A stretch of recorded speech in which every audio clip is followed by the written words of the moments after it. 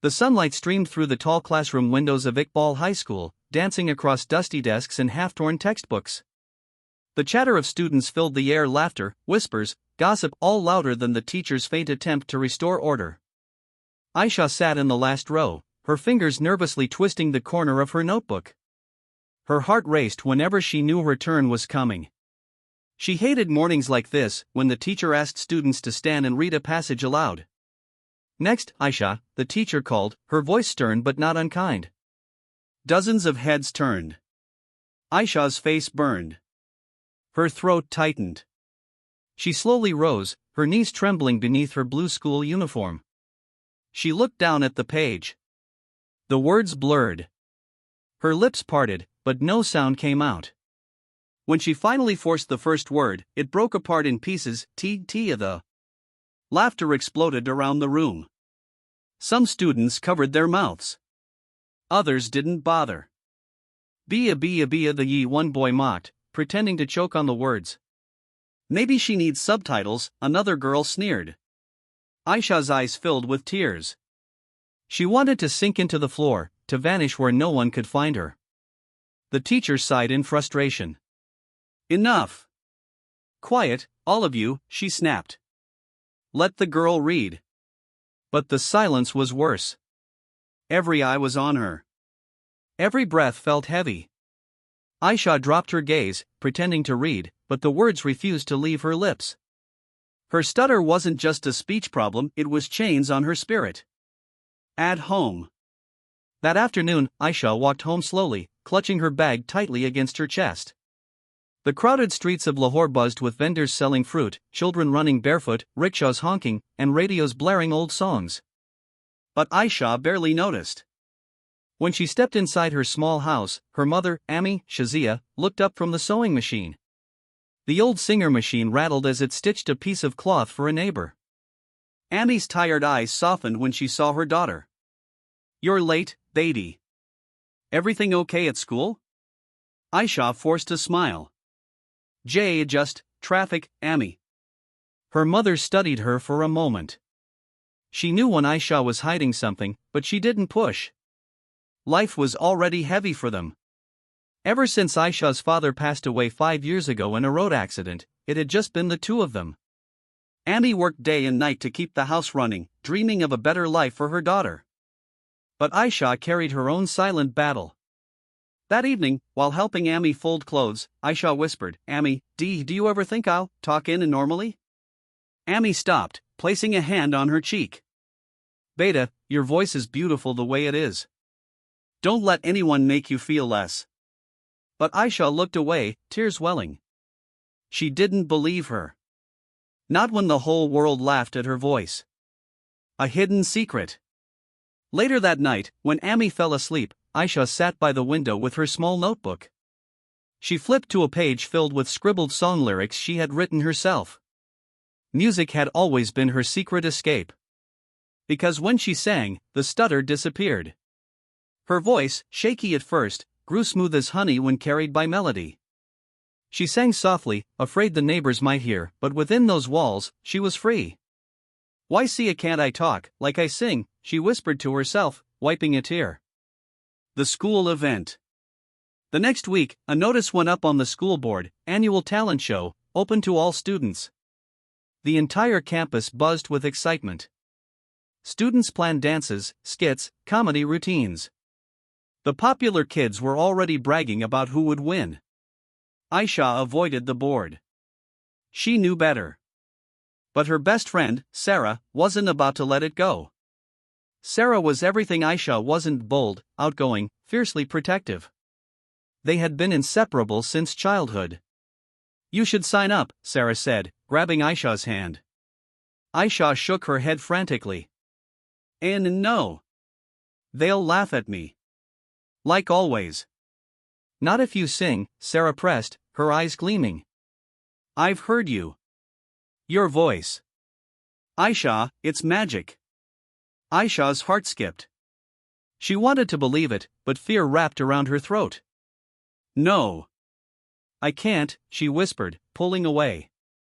But fate had other plans. The setup for conflict. 2 days before the event, Aisha was cornered in the hallway by Hina, the queen bee of the class, and her clique. "Well, look who it is," Hina smirked. "Our little radio with broken signals." Her friends laughed. Aisha froze, clutching her books. "Maybe you should join the talent show," Hina sneered. "Stand on stage and stutter your ABCs. I'm sure the judges will give you a trophy for comedy." Laughter echoed. Aisha's chest tightened. She wanted to scream, to fight back, but the words never came when she needed them. Sarah stormed in, eyes blazing. "Leave her alone, Hina." "Oh, relax, drama queen," Hina rolled her eyes. "We're just having fun." Fun. That word cut deeper than any insult. When they walked away, Sarah turned to Aisha. "See? This is why you need to sing. To shut them up once and for all." But Aisha's voice shook. I see, can't, Sarah. I'm scared." Sarah squeezed her hand. "Sometimes the scariest thing is exactly what we need to do." A dangerous bet. That evening, Hina's group sat in the canteen, laughing about their upcoming dance performance. Then one of them whispered something that made Hina's smile widen. "What if we dare Aisha to perform? Everyone knows she'll never say yes. She'll humiliate herself before it even begins." Hina loved the idea. And the next day, in front of half the class, she smirked at Aisha. "So, Stutter Girl, rumor is you have a secret talent. Care to prove it at the talent show?" The room went silent. All eyes turned. Aisha's lips parted, but no sound came. Sarah jumped in. "She doesn't need to prove anything to you." But Hina pressed. "Oh, come on. Or are you too scared?" The word burned. Scared. It was true. But it also lit a small fire inside Aisha's chest. Her fists clenched. Her heart pounded. For once, she wanted to fight back. Her lips trembled as she whispered, "Fine. I'll do it." The room gasped. Even Sarah's jaw dropped. Hina smirked. "This will be fun." The night felt heavier than usual as Aisha sat at the small study table in her room, her notebook of songs lying open before her. The words on the page seemed to glow under the dim light of the lamp, but her hands trembled too much to hold the pen. Tomorrow, she would have to stand on a stage and face not only the audience, not only the cruel laughter of her classmates, but her own deepest fear. She had never sung in front of anyone but herself. Not even Amy knew. And now she had promised. Her heart beat wildly every time she thought about it. She whispered to herself, what have I done?" Amy knocked softly and entered with a glass of milk. "Baby, you haven't touched your food." "Kia sak rahi ho?" Aisha quickly shut her notebook and forced a weak smile. Nothing, Amy. Just homework." Amy's eyes lingered on her. She always sensed when her daughter was hiding pain. But she didn't press, only kissed her forehead and said, "Whatever it is, Allah tumhari madad karega." When Amy left, Aisha opened the notebook again and stared at the lyrics. She began humming softly, then singing in a whisper. The melody carried her away, the stutter vanishing, her voice flowing like water. In that moment, she wasn't the broken girl everyone mocked. She was free. She was whole. But when she stopped, reality came crashing back. Tomorrow wasn't just about singing. It was about surviving. The next morning, school buzzed with excitement. Students rushed through the corridors, carrying costumes, instruments, props. The stage in the courtyard was decorated with colorful lights and banners that read, "Annual Talent Show." Teachers arranged chairs while students filled the ground, their chatter like a restless wave. For most, it was a day of fun. For Aisha, it was Judgment Day. She sat in the back row of the audience, clutching her bag so tightly her knuckles turned white. Sarah sat beside her, full of nervous energy. "Are you ready?" she whispered. Aisha shook her head. I can't, Sarah. I can't do this." "They'll laugh." Sarah grabbed her hand firmly. No. They'll listen. They need to hear you. Aisha looked around. She could already feel the eyes of Hina and her clique burning into her, mocking smirks plastered across their faces. Hina was dressed in glittering clothes for her dance performance, confident as ever. She leaned towards her friends and whispered loud enough for Aisha to hear, "This is going to be the highlight." Watching her choke on stage. They all giggled. Aisha's chest tightened. The fear clawed at her throat. She wanted to run. But then Sarah leaned closer and whispered, "Aisha, this is your chance. If you run today, they'll never stop. But if you stand tall, even for just one song, everything will change." One by one, the performances began. A group of boys danced to loud music, their moves exaggerated and silly, making the audience clap and laugh. Two girls performed a comedy skit, earning cheers. Hina and her group dazzled the crowd with a perfectly rehearsed dance, their glittering costumes shimmering under the lights. The judges nodded in approval. Hina smirked confidently, bowing dramatically as applause thundered through the courtyard. And then, the host announced, "Next, we have Aisha from Class 10. A hush fell over the ground. All eyes turned. Aisha's body froze. Her legs refused to move. Sarah squeezed her hand hard. "Go. You've got this." With trembling steps, Aisha walked toward the stage. Every step felt like walking through fire. The whispers began immediately. "She can't even talk, how will she sing? Maybe it's a comedy act. This will be fun." She reached the center of the stage, the microphone towering before her like a judge waiting for her sentence. Her palms were sweaty, her heart pounding so loud she thought the whole school could hear it. She glanced at the crowd, rows of expectant faces, some curious, some mocking, some simply bored. And there, in the front, Hina sat with folded arms, smirking, waiting for the failure. Aisha's throat tightened. She opened her mouth, and nothing came out. The silence stretched, heavy, suffocating. Someone in the crowd chuckled. Another whispered loudly, "She's stuck again." Laughter began to ripple. Aisha's vision blurred with tears.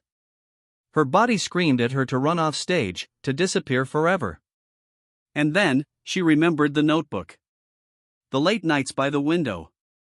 The songs that set her free. She closed her eyes. Took a deep breath. And instead of speaking, she sang. The first note was shaky, trembling like a fragile bird taking flight. But as it left her lips, the laughter died. The sound hung in the air, delicate but clear. She continued, her voice gathering strength, flowing like a river breaking through a dam.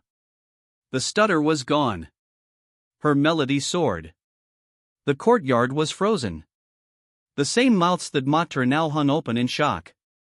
Her song filled every corner, raw and pure, carrying all the pain she had hidden, all the dreams she had buried. Teachers exchanged stunned glances. Even the principal leaned forward, eyes wide. Sarah clutched her chest, tears brimming in her eyes. Hina's smirk faltered, her confidence cracking as she watched the very girl she mocked transform before everyone's eyes. By the time Aisha finished, the courtyard was silent. For a heartbeat, there was nothing but her racing breath and the echo of the last note. And then, thunderous applause erupted. Students stood to their feet, clapping, cheering, some even whistling. The same mouths that had laughed at her were now shouting her name. Aisha stood frozen, overwhelmed. Tears rolled down her cheeks. She had done it. She had sung. She had shown them. But just as she felt a flicker of pride, her eyes met Hina's. The look was not admiration. It was fury. Burning, dangerous fury. Hina clapped slowly, mockingly, her eyes narrowing with a silent promise. This wasn't over. Aisha stepped off the stage, her heart soaring and trembling at the same time. Sarah hugged her tightly. You were amazing. You did it, Aisha. You shut them all up. But Aisha couldn't shake the feeling that something dark was waiting just around the corner.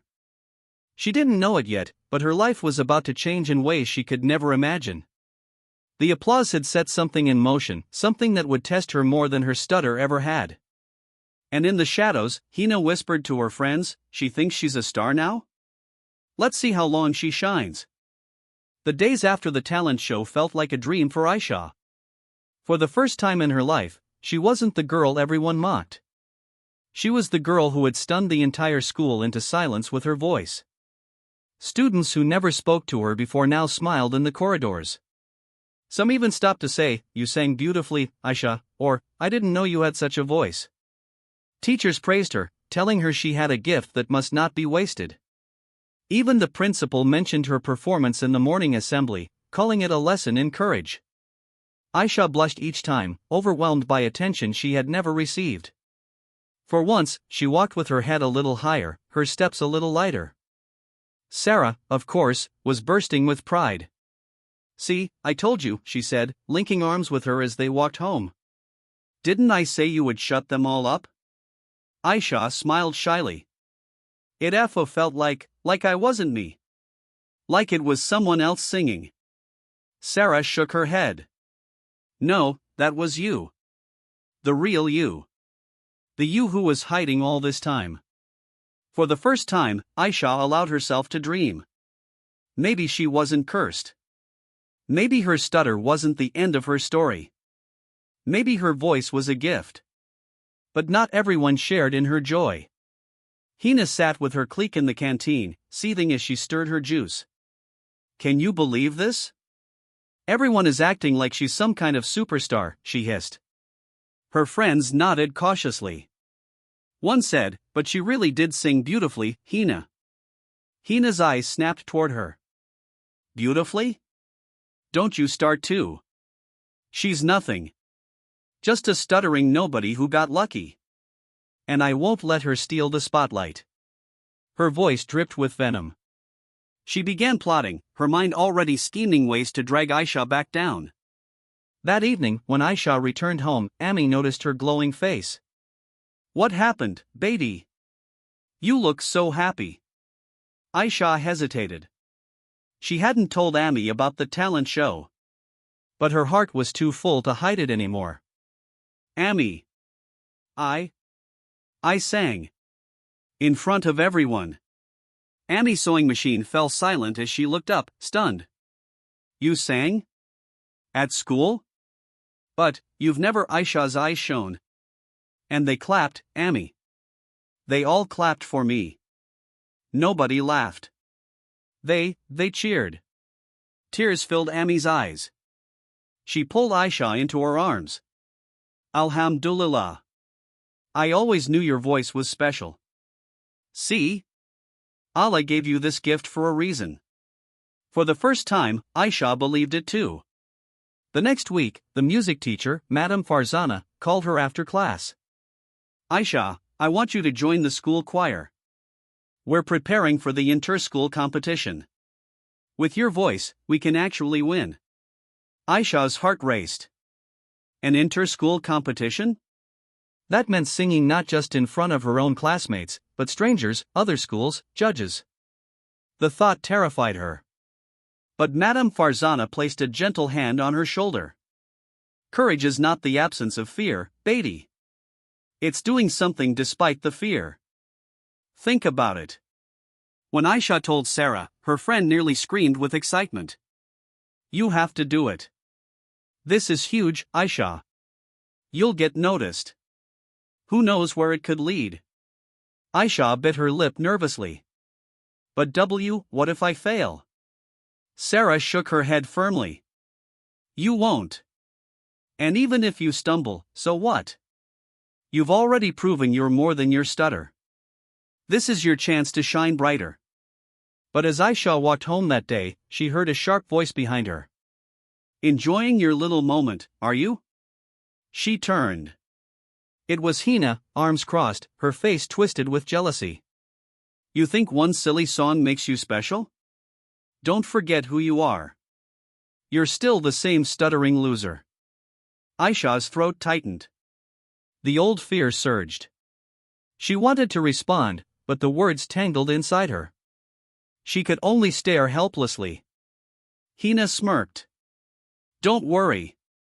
Your fame won't last long. I'll make sure of it. Then she walked away, leaving Aisha trembling. That night, Aisha lay awake, torn between hope and dread. She wanted to believe in her gift, but Hina's words echoed like poison. Still, a small fire burned inside her. She couldn't let fear rule her again. She whispered to herself, I will try. I have to. The following week, choir practice began. Aisha walked into the music room, nervous but determined. Madame Farzana welcomed her warmly, introducing her to the other choir members. Some were friendly, some curious. But Aisha noticed a few whispering and giggling behind hands. The old insecurity clawed at her, but she forced herself to stay. As practice began, she lost herself in the harmonies, her voice blending beautifully with the others. Madame Farzana beamed. Excellent, Aisha. You have the voice of a lead singer. Aisha blushed, pride swelling in her chest. But outside the music room, Hina lurked, watching with narrowed eyes. She had already begun spreading rumors. By the next day, whispers filled the corridors. Did you hear? Aisha only sang well because she lip-synced. Yeah, maybe it was a recording. She can't even talk properly. The cruel words reached Aisha's ears, stabbing her fragile confidence. She tried to ignore them, but the doubts grew. What if they were right? What if she wasn't truly talented, just lucky? Sarah confronted Hina in the corridor. Stop spreading lies, she shouted. Hina smirked. Prove me wrong then. Let's see if she can sing live again. Sarah's fists clenched, but Aisha pulled her away, tears in her eyes. Leave it, Sarah. Please. Sarah turned on her. No. You can't let her destroy you again. You've come too far. The interschool competition was only 2 weeks away. Madame Farzana pushed Aisha harder, giving her solos to practice. Trust your voice, baby, she encouraged. But Aisha's nerves grew with each day. She would wake at night, drenched in sweat, dreaming of standing on stage while the audience laughed. Yet every time she sang in secret, her voice reminded her of her strength. Then came the day of disaster. During rehearsal, while Aisha sang her solo, someone in the back of the room played a recording on their phone, a distorted version of her stuttering voice, chopped and looped cruelly. The choir burst into uneasy giggles. Aisha froze mid-song, her face burning with shame. She looked around desperately. In the corner, she saw Hina smirking, phone hidden in her hand. Aisha fled the room, tears streaming. She ran to the empty stairwell, collapsing against the wall, sobbing. Sarah found her minutes later. It was Hina, wasn't it? She demanded. Aisha could only cry, choking on the words she couldn't say. Sarah knelt beside her, gripping her shoulders. Listen to me. This is exactly what she wants. She wants you broken. Don't let her win, Aisha. Don't. But Aisha's spirit wavered. Maybe ISH should quit. I see, can't do this. I'm not strong enough. Sarah's eyes filled with fierce determination. Yes, you are. You're stronger than all of them. I believe in you, even if you don't. At that moment, Madame Farzana appeared, her expression stern. Aisha, don't you dare think of quitting. What happened was cruel, but it proves something important. They are scared of your talent. People only try to break what they fear. Aisha blinked through tears, her heart torn between fear and hope. That night, as she lay in bed, Amy came and sat beside her. She stroked Aisha's hair gently. Baby, I know the world can be cruel. But remember what your father used to say? Diamonds are made under pressure. Maybe this is your pressure. Maybe this is how you will shine. Aisha closed her eyes, remembering her father's smile, his words of encouragement. For the first time since the humiliation, a spark of determination flickered inside her. The interschool competition was now only days away. Aisha knew it would be the biggest test of her life. She wanted to believe she was ready. But deep inside, fear whispered its poison. What if she froze? What if she failed? What if the world laughed again? As the day drew nearer, Hina's plans darkened. She wasn't satisfied with humiliating Aisha in rehearsal. She wanted to ruin her completely.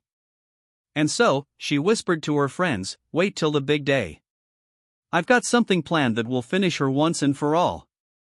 And while Aisha tried to gather courage, she had no idea that the stage awaiting her held not just glory, but a trap that could shatter her dreams forever. The day of the inter-school competition arrived with the air buzzing in excitement. The auditorium was decorated with banners, fairy lights, and the smell of fresh flowers. Schools from across the city gathered, each group dressed in crisp uniforms, carrying their instruments and costumes. Teachers whispered last-minute instructions, students rehearsed nervously in corners, and the judges, 3 well-known musicians, took their seats at the front. For Aisha, every heartbeat felt like thunder inside her chest. She stood backstage with her choir, palms clammy, her throat dry. Sarah, who had come along as support, kept whispering, "You'll be fine. Just breathe. Trust your voice." But Aisha's mind was racing. She remembered the humiliation at rehearsal, the cruel laughter, Hina's whisper, "This isn't over." Her stomach knotted. She whispered to herself, I can't do this." Madame Farzana overheard and turned sharply. "Aisha. Look at me." Aisha raised her trembling eyes. Madame's voice was steady, strong. "You are not here by accident. You earned this. Those who laughed at you, they laughed because they're afraid of your light. Tonight, you sing not just for yourself, but for every person who was ever told they weren't enough. Do you understand?" Aisha nodded faintly, though fear still clawed at her. One by one, different schools performed. A dazzling dance troupe, a choir that sang in English harmonies, a boy who played the sitar so beautifully the audience held their breath. Each act made Aisha's nerves worse. What if she couldn't match them? What if she stumbled? What if her voice betrayed her? Sarah squeezed her hand. "You're next. Remember who you are. Remember last time. They'll be frozen again when they hear you." The host announced, now, from Iqbal High School, their choir led by Aisha. The spotlight hit her like a burning sun as she stepped on the stage with her group. The audience clapped politely, waiting. The piano began. The choir started softly, their voices blending in harmony. And then came Aisha's solo. She stepped forward, the microphone gleaming before her, hundreds of eyes locked on her. For a second, fear paralyzed her. She could almost hear Hina's laughter echoing. But then she remembered Ami's words, "Diamonds are made under pressure." She closed her eyes, took a breath, and began to sing. Her voice flowed out, trembling at first, then soaring. The hall grew silent. Every note carried her pain, her struggle, her courage. The stutter was gone, replaced by a purity that shook the audience. Teachers leaned forward, students gaped in awe, the judges exchanged impressed glances. Even from backstage, Sarah pressed her hands over her heart, whispering, "That's my best friend." By the end of her solo, the entire auditorium erupted into applause. Students stood on their feet, cheering wildly. Madame Farzana's eyes shone with pride. Aisha's cheeks flushed, tears brimming. She had done it. Again. She had conquered her fear. But in the wings of the stage, Hina's smile was twisted with rage. She had planned something. Earlier, she had bribed a stagehand to tamper with the microphone. A simple push at the wrong moment could cause a screeching feedback, enough to embarrass Aisha, maybe even make her cry on stage. As the applause echoed, Hina gave the signal. The stagehand pressed the button. Instantly, a piercing screech blared through the speakers, so loud the audience winced and covered their ears. Aisha flinched in shock, her hands flying to her ears. For a moment, chaos broke. Students whispered, "What happened? Did she mess up?" Some giggled nervously. Aisha's heart sank. Her worst nightmare was coming true. Her triumph was about to turn into humiliation. But then, something inside her shifted. She could run. She could freeze. Or, she could rise. She stepped back to the microphone, ignoring the ringing in her ears, ignoring the whispers. And she began singing again, louder, stronger, without music, without backup, just her raw voice filling the hall. The screech faded into silence. Her voice cut through the air like a blade of light. The audience, stunned, went completely silent. Her melody rose higher, carried by nothing but her courage. By the time she finished, the applause was deafening, louder than before. The judges nodded to each other in admiration. One even wiped a tear. The announcer rushed forward, praising her bravery. What a performance! What spirit! Aisha, gasping, her cheeks wet with tears, looked into the audience and saw Amy standing there.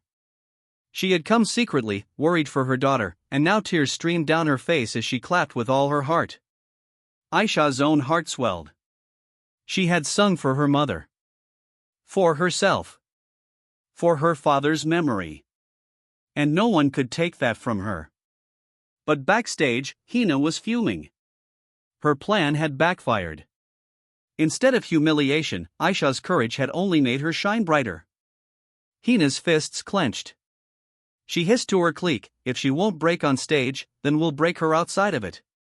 Her eyes burned with something darker than jealousy. Something dangerous. Later, as the results were announced, Iqbal High School was declared the winner. Cheers erupted, students hugged each other, Madame Farzana wept with pride. Aisha stood frozen, overwhelmed, the trophy heavy in her hands. For a moment, she felt like she was living someone else's life. The same girl who once hid in corners, too afraid to speak, now held the prize of victory. Reporters snapped photos, students crowded around to congratulate her. Sarah squealed, "We did it! You did it!" Amy hugged her tightly, whispering, "Your father would have been so proud." But as the celebration swirled around her, Aisha caught sight of Hina in the corner. She wasn't smiling. She wasn't clapping. She just stared, ice cold and filled with hate. And in that moment, Aisha knew, her battle was far from over. Something was coming. Something that could cost her more than just her pride. The next few days at school were like a whirlwind for Aisha. Students she had never spoken to before now wanted to sit with her, to ask about her songs, to tell her she was inspiring. Teachers praised her in the staff room, calling her the pride of Iqbal High. Even strangers from other schools who had seen her performance sent her messages online, admiring her courage. For the first time in her life, Aisha felt seen not for her stutter, not for her silence, but for her gift. At home, Amy glowed with pride. She told the neighbors, "Married Beatty any competition Jita." She sang like an angel. For a woman who had struggled so much since her husband's death, seeing her daughter shine was like a light after years of darkness. Aisha laughed more freely, spoke a little more boldly, and even when her stutter returned in ordinary conversation, she no longer felt crushed by it. Because now, she knew she had something greater inside her. But not everyone celebrated. Hina watched from the shadows of the school corridors, her smile a mask but her heart boiling with jealousy. Every cheer for Aisha was like a slap to her face. She, the queen of the class, the one everyone used to admire, was being overshadowed by a girl she had mocked as worthless. She could not accept it. She gathered her clique in the corner of the canteen, her eyes sharp. She thinks she's a star now. But stars can fall. We're going to make sure she does. Her friends looked uneasy. One whispered, "But Hina, she hasn't done anything wrong.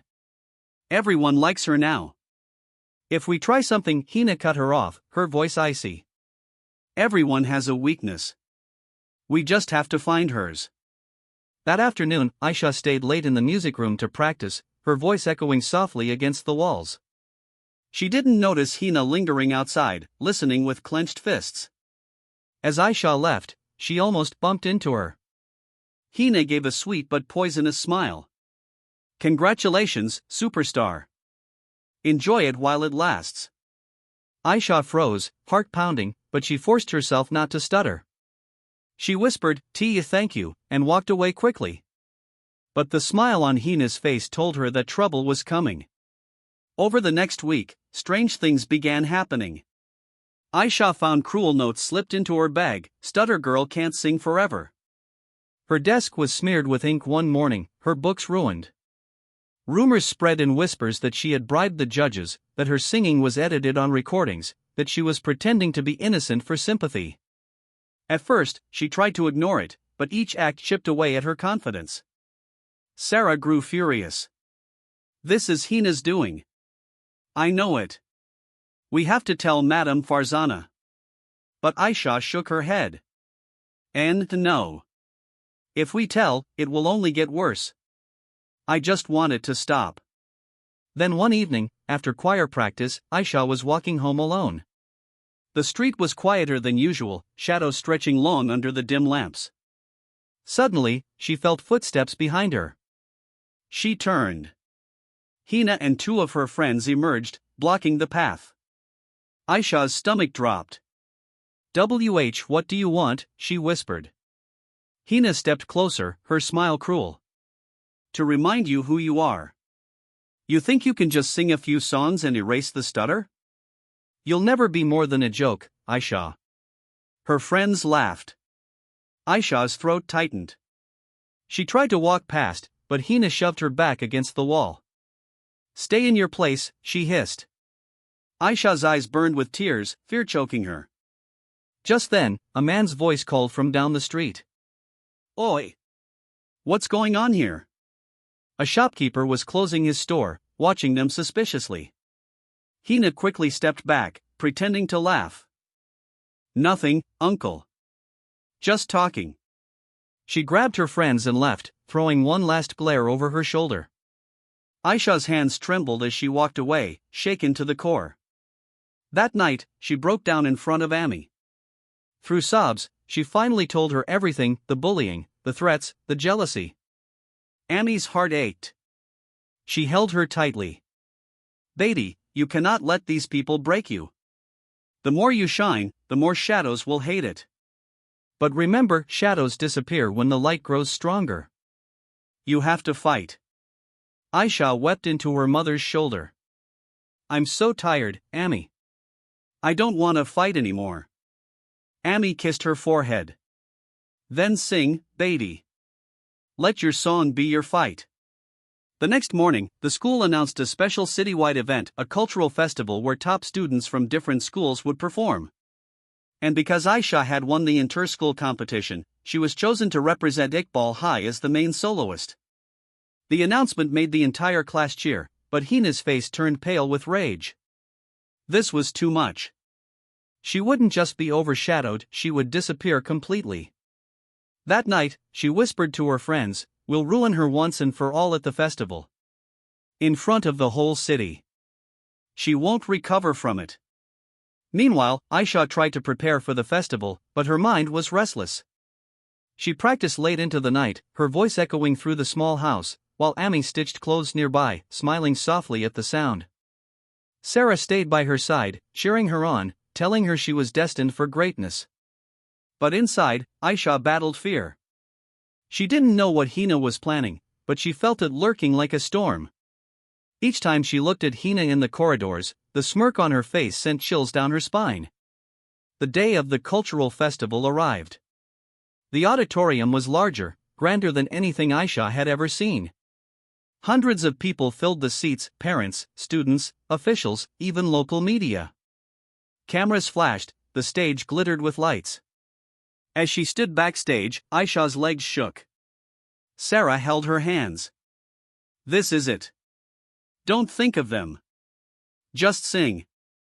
Just be you. Aisha nodded, trying to breathe. Madame Farzana placed a comforting hand on her shoulder. Remember, Beatty, this is bigger than you now. You are carrying hope for every child who ever felt small. Sing from your heart. But as Aisha stepped forward, ready to face the grandest stage of her life, Hina's shadow moved silently behind the curtains, her plan ready to strike. And what she was about to do could shatter not just Aisha's performance, but her very spirit. The cultural festival was buzzing with energy. Bright lights bathed the stage, cameras flashed from the audience, and the murmur of hundreds of people created a hum that vibrated in Aisha's chest. Students from different schools were milling around backstage, fixing their costumes, rehearsing lines, warming up their voices. Aisha stood quietly in a corner, her eyes closed, her lips moving silently as she practiced the opening lines of her song. She could hear her heartbeat louder than the noise around her. Sarah stood beside her like a shield, holding her hand tightly. "You've done this before," she whispered. "You can do it again. Just close your eyes and pretend it's only you." Aisha nodded faintly, though the weight of the hall, the cameras, the judges, and the thought of Hina watching her was pressing on her chest like a stone. Hina, meanwhile, was lurking in the shadows backstage, her eyes burning with determination. Her friends were nervous, whispering, "Hina, maybe we shouldn't. This is going too far." But Hina silenced them with a glare. "She humiliated me. She stole everything. Tonight, she'll pay." She held a small vial in her hand. It contained a liquid her older cousin had told her about, something harmless to drink but that could strain a singer's throat if taken before a performance. She had bribed a stage helper to offer it to Aisha as warm water for her voice. If Aisha drank it, her throat would dry, her notes would crack, and her moment of glory would turn into shame. Minutes before Aisha's turn, as she stood trembling, a stagehand approached with a polite smile. "Beta, here's some warm water. It will help your throat." Aisha blinked, surprised, but reached for it. Sarah quickly stepped in. "Wait. Who sent this?" The man shrugged. "It's for all performers." Sarah narrowed her eyes, suspicious. She smelled the cup and frowned. "This doesn't smell right. Don't drink it." Aisha hesitated, her fingers trembling around the glass. She wanted to believe it was safe, but something in Sarah's eyes made her pause. Before she could decide, Madame Farzana rushed over. "Leave that," she snapped at the stagehand. "We bring our own water." The man froze, then quickly disappeared, clearly uncomfortable under her sharp gaze. Sarah muttered, "I knew it. Someone's trying to sabotage you." Aisha's stomach twisted. She didn't need to guess who was behind it. Finally, the announcer's voice boomed. "And now, from Iqbal High School, our soloist Aisha." The crowd clapped, the spotlight flared, and Aisha stepped onto the stage. For a moment, she was blinded by the lights. She could see shadows of hundreds of faces staring at her, waiting. Her legs wobbled, but she forced herself forward. She gripped the microphone with both hands to steady them. Her mouth went dry. The music began, soft piano notes filling the hall like a gentle wave. She opened her mouth, and for a terrifying second, nothing came. Then she remembered Amy's words, Sarah's faith, her father's memory. She pushed past the fear and let her voice out. The first note trembled, but it held. The second note grew stronger. Soon, her voice floated across the auditorium, smooth and haunting, carrying a depth of emotion that silenced the audience instantly. Every lyric told her story, the struggle, the pain, the fight against laughter and cruelty. As she sang, her stutter dissolved into melody, and the hall seemed to melt away until it was just her heart pouring out through song. Tears welled in the eyes of parents in the audience. Even the strict judges softened, leaning forward to listen. Cameras flashed, capturing the moment of transformation. Backstage, Hina's jaw clenched. She had failed again. Her plan had been caught, and now Aisha was soaring higher than ever. She dug her nails into her palm, hatred boiling in her chest. "If the stage won't break her," she muttered under her breath, "then I will." Her friends shifted nervously, unsure of how far she intended to go. As the final notes rang out, the audience erupted into thunderous applause. People rose to their feet, clapping and cheering. Aisha stood frozen, tears streaming down her face. She had done it. Again. She had sung her truth. She bowed, overwhelmed, and stepped off stage, where Sarah immediately threw her arms around her. "You were perfect. Do you see? No one can stop you." Madame Farzana's eyes shone with pride. "That, Beatty, is what it means to be an artist. But Aisha's relief was short-lived. As the festival continued, she overheard two stagehands whispering about how someone had tried to tamper with her performance. The rumors spread quickly, whispers in the corridors, someone wanted her to fail. Aisha's heart sank. The realization was too sharp to ignore. Someone hated her enough to try to destroy her dream. And deep inside, she knew exactly who. That evening, when she returned home with Amy and Sarah, she tried to smile through the exhaustion, but her mind was heavy. As she lay in bed, staring at the ceiling, she whispered to herself, "Why me? What have I done to deserve this?" The answer was silence, but her heart knew jealousy was more dangerous than cruelty. And Hina's jealousy had turned into something darker. The next morning, Hina cornered her in the corridor. She leaned in, her voice low and venomous. "Enjoy your little fame, Aisha. But remember, the higher you climb, the harder you'll fall. And I'll be waiting for that fall." Aisha's chest tightened, but instead of shrinking back, she lifted her chin. Her voice trembled, but she spoke. "Why you see I can't stop me?" Hina's eyes widened for a second. The girl she had bullied for years had finally spoken back. But her smirk returned. "We'll see." She walked away, leaving Aisha shaken but strangely proud. For the first time, she had stood up to her. But Hina wasn't bluffing. Her next move would not just be whispers or tricks backstage. It would be something far more dangerous, something that could change everything for Aisha's family and future. And as the storm gathered quietly around her, Aisha had no idea just how much she would be forced to fight. After the cultural festival, Aisha's name spread far beyond her school. Local newspapers carried small articles about the girl who overcame stuttering through song. Videos of her performance were shared on social media, gathering comments from strangers who called her brave and inspiring. For the first time in her life, she felt proud when she walked into class, no longer hiding behind lowered eyes. Sarah walked beside her like a warrior protecting a queen, their friendship stronger than ever. Even Madame Farzana beamed whenever she saw her, promising, "Baby, one day your voice will reach even further than this."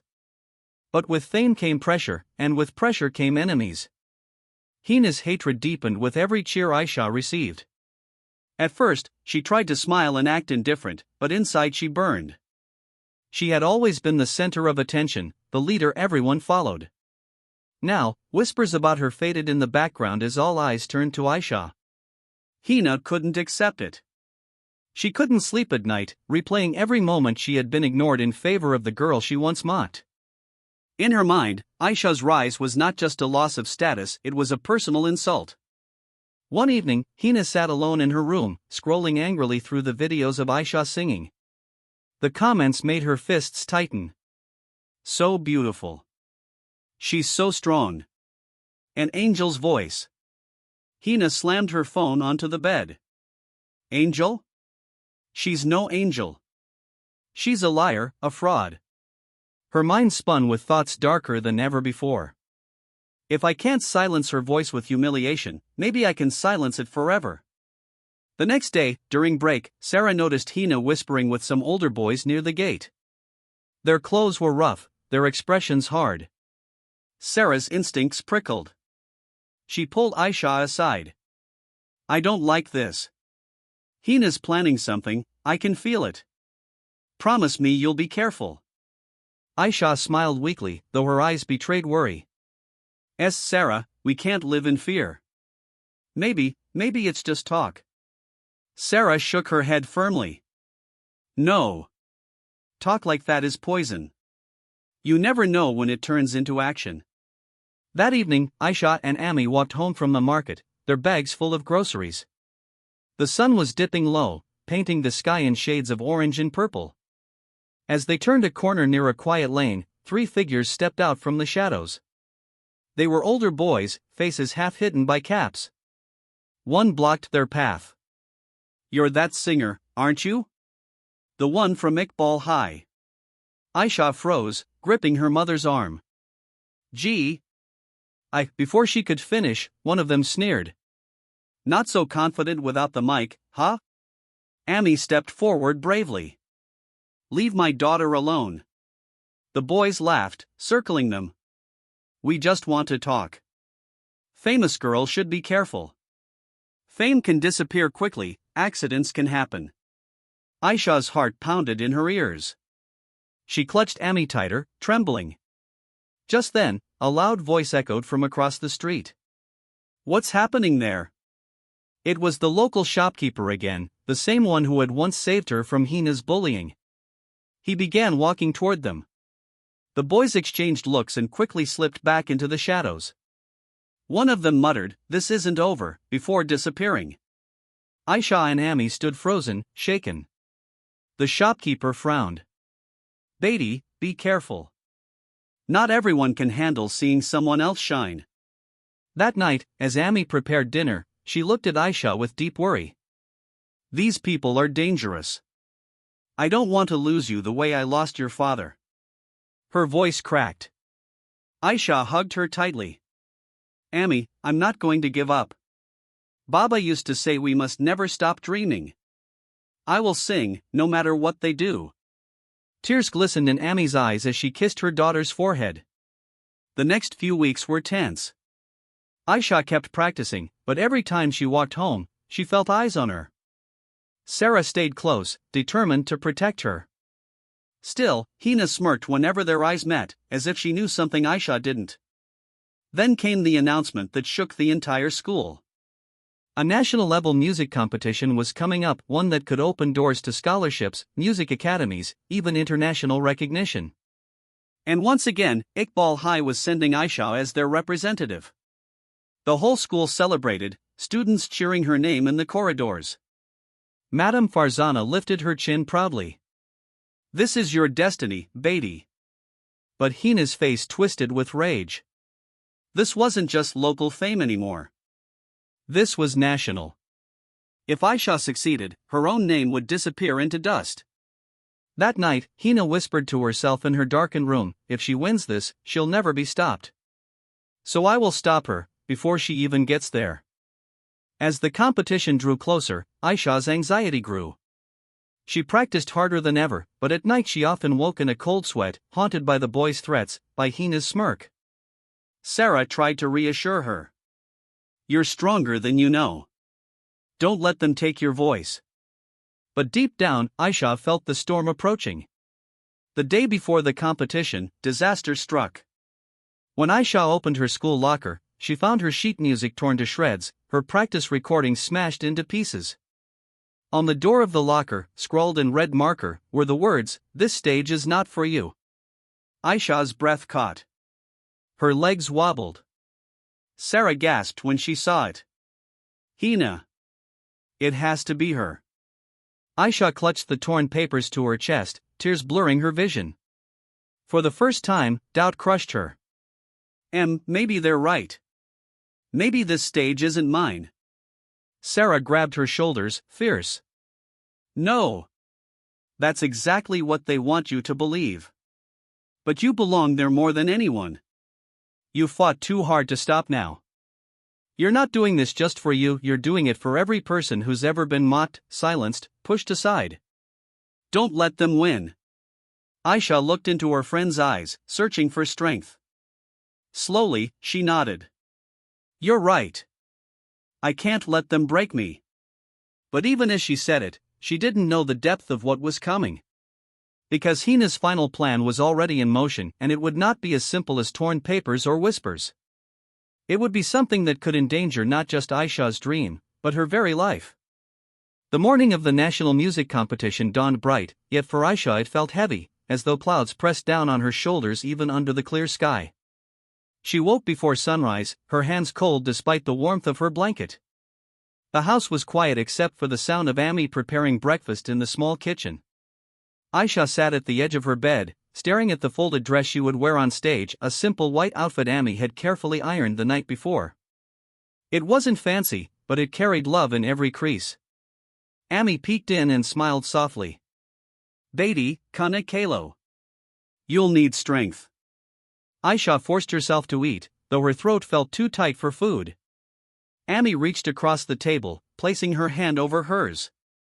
"Remember what I told you. You're not alone on that stage. Baba's prayers, mine, even Allah's remat, all are with you. Tears pricked Aisha's eyes, but she nodded. Sarah arrived soon after, bubbling with excitement. Are you ready? Today, the whole nation will know your name. She grinned, trying to lift Aisha's spirits, but when she saw the tension in her friend's face, her smile softened. Don't think of them, Aisha. Think only of your song. They traveled together to the grand auditorium where the competition would be held. The building loomed tall and glittering, banners fluttering outside, cameras flashing as journalists interviewed participants. Inside, the air buzzed with nerves and ambition.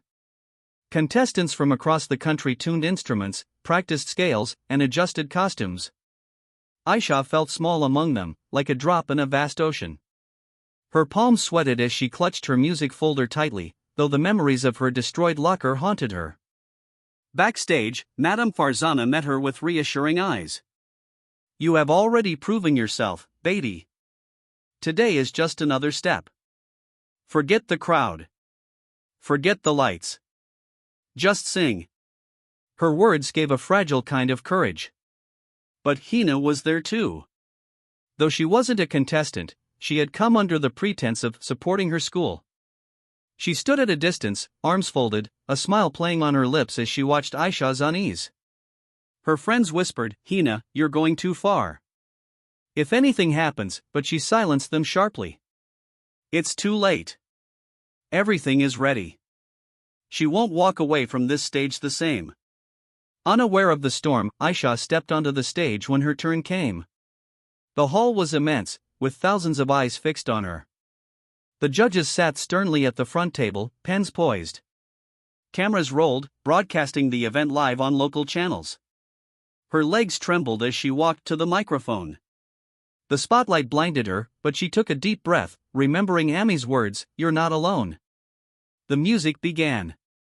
Soft, delicate chords filled the hall. She opened her mouth and sang.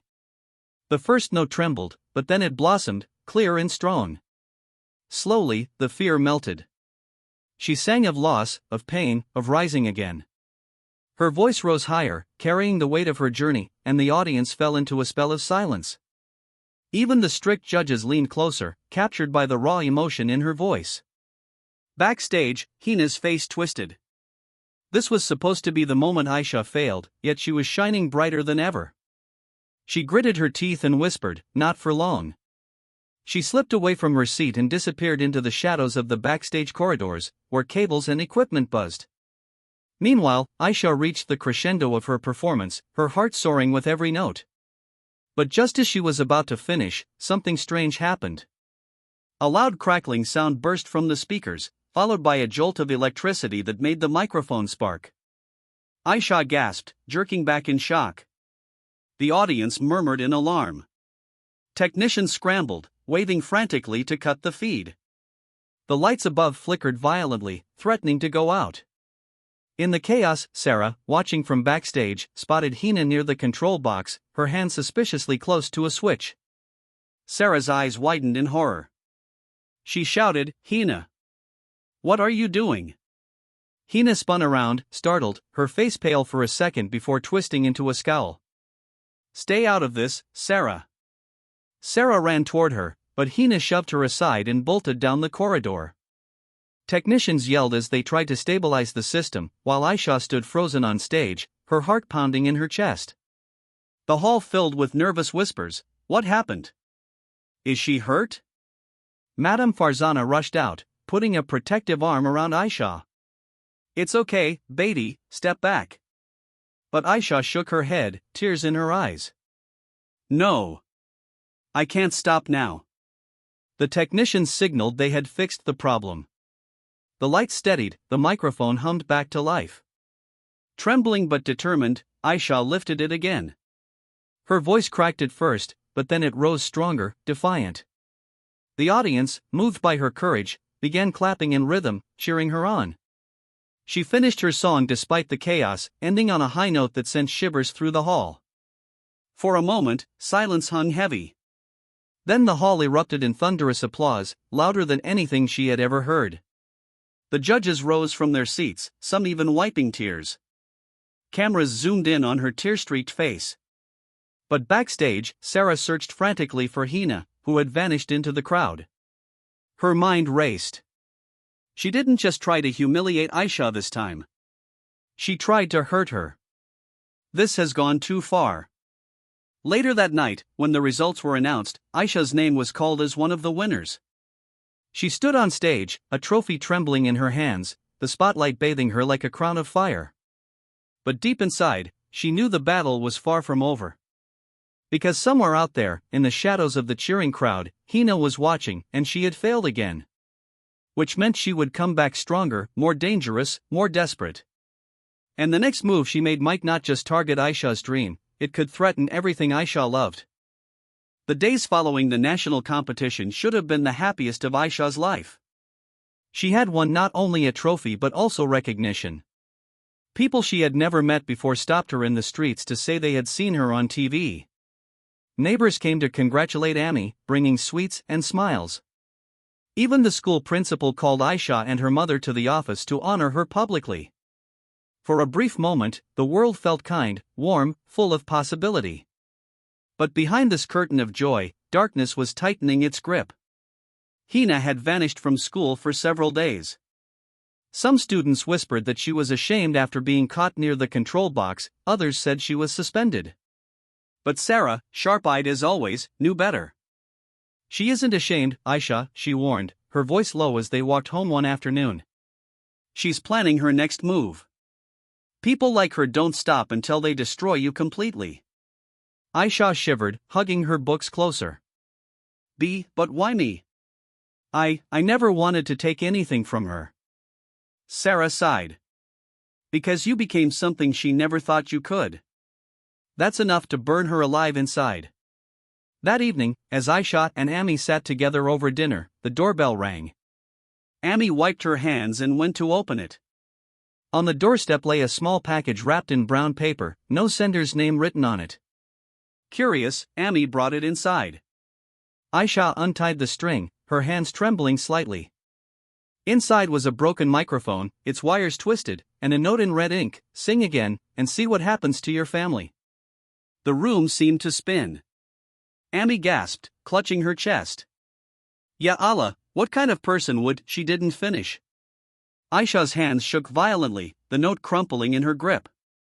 She whispered, "It's her. It has to be her." Tears welled in Amy's eyes. "Beatty, this is not just childish jealousy anymore. This is danger. Real danger." She grabbed Aisha's shoulders. "We should go to the police." But Aisha shook her head fearfully. "Amy, what if it gets worse?" The following days grew heavier. Aisha noticed shadows trailing her on the way home, men on motorbikes who seemed to slow down near her street, strangers lingering too long outside their small house. One evening, Amy returned from the market pale and shaken. "Two boys followed me," she confessed, her voice trembling. "They laughed when I looked back.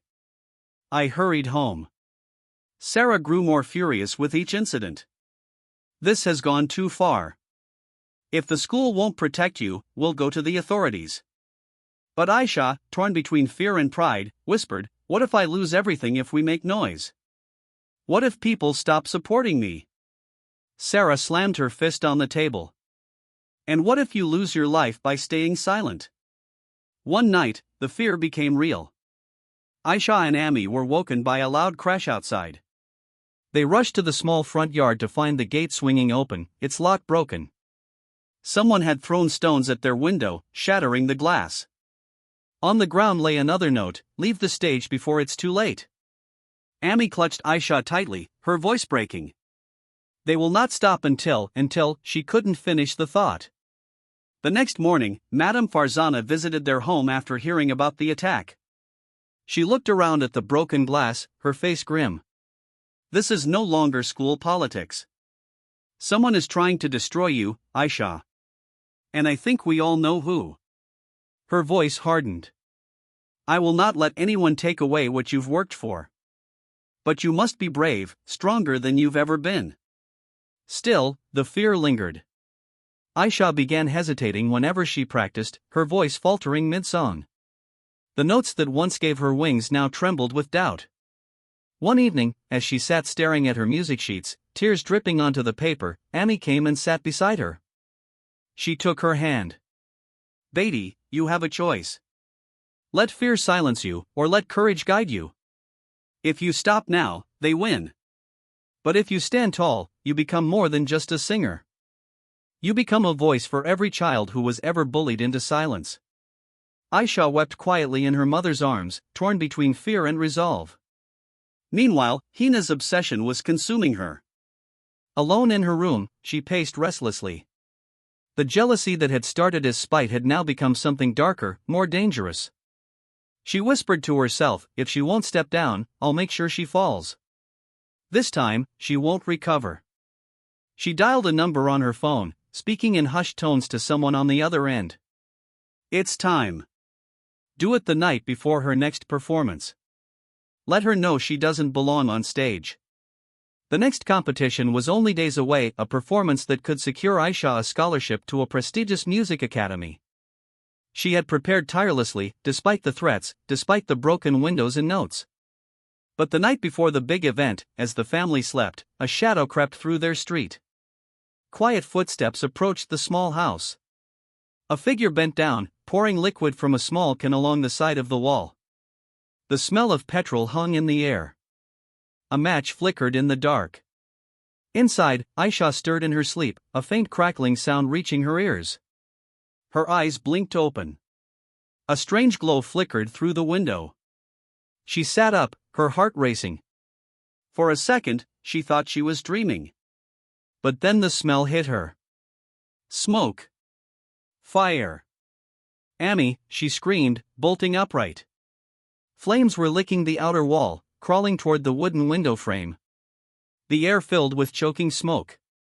Amy stumbled into the room, her eyes wide with terror. "Ya Allah! Fire!" They grabbed buckets, tried to douse the flames, but the fire spread faster, hungrier. Sarah, who had stayed over to keep them company, rushed in coughing. "We have to get out. Now!" But when they reached the front door, their screams caught in their throats. The gate outside was chained shut from the outside. Someone had locked them in. The fire roared louder with every passing second, its flames clawing at the walls of the small house like a beast hungry to devour. Smoke curled thick and black, stinging Aisha's eyes, filling her lungs until every breath felt like knives. Amy coughed violently, pulling her dupatta over her face, while Sarah grabbed Aisha's hand, her grip trembling but firm.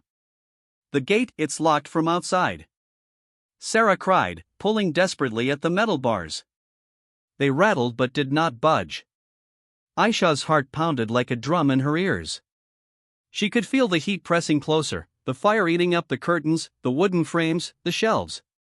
"Ya Allah, help us," Amy whispered, her voice shaking. She grabbed a pot of water and threw it at the flames, but it hissed uselessly, swallowed instantly by the inferno. Aisha's chest heaved. "We see can't stay here. We'll suffocate." Her words broke into coughs. Her eyes darted wildly, searching for any escape. The windows were narrow, barred with iron grills. The back door led to a wall of fire. Panic rose in her throat, threatening to crush her. Sarah shook her violently. "Aisha! Focus! There has to be a way." She tugged her toward the small storeroom window, the only one without bars. It was tiny, barely wide enough for a child, but it might be their only chance. "Go, Aisha!" Sarah urged. Aisha shook her head, coughing. "No, Amy first." Amy's face was pale, sweat dripping down her forehead.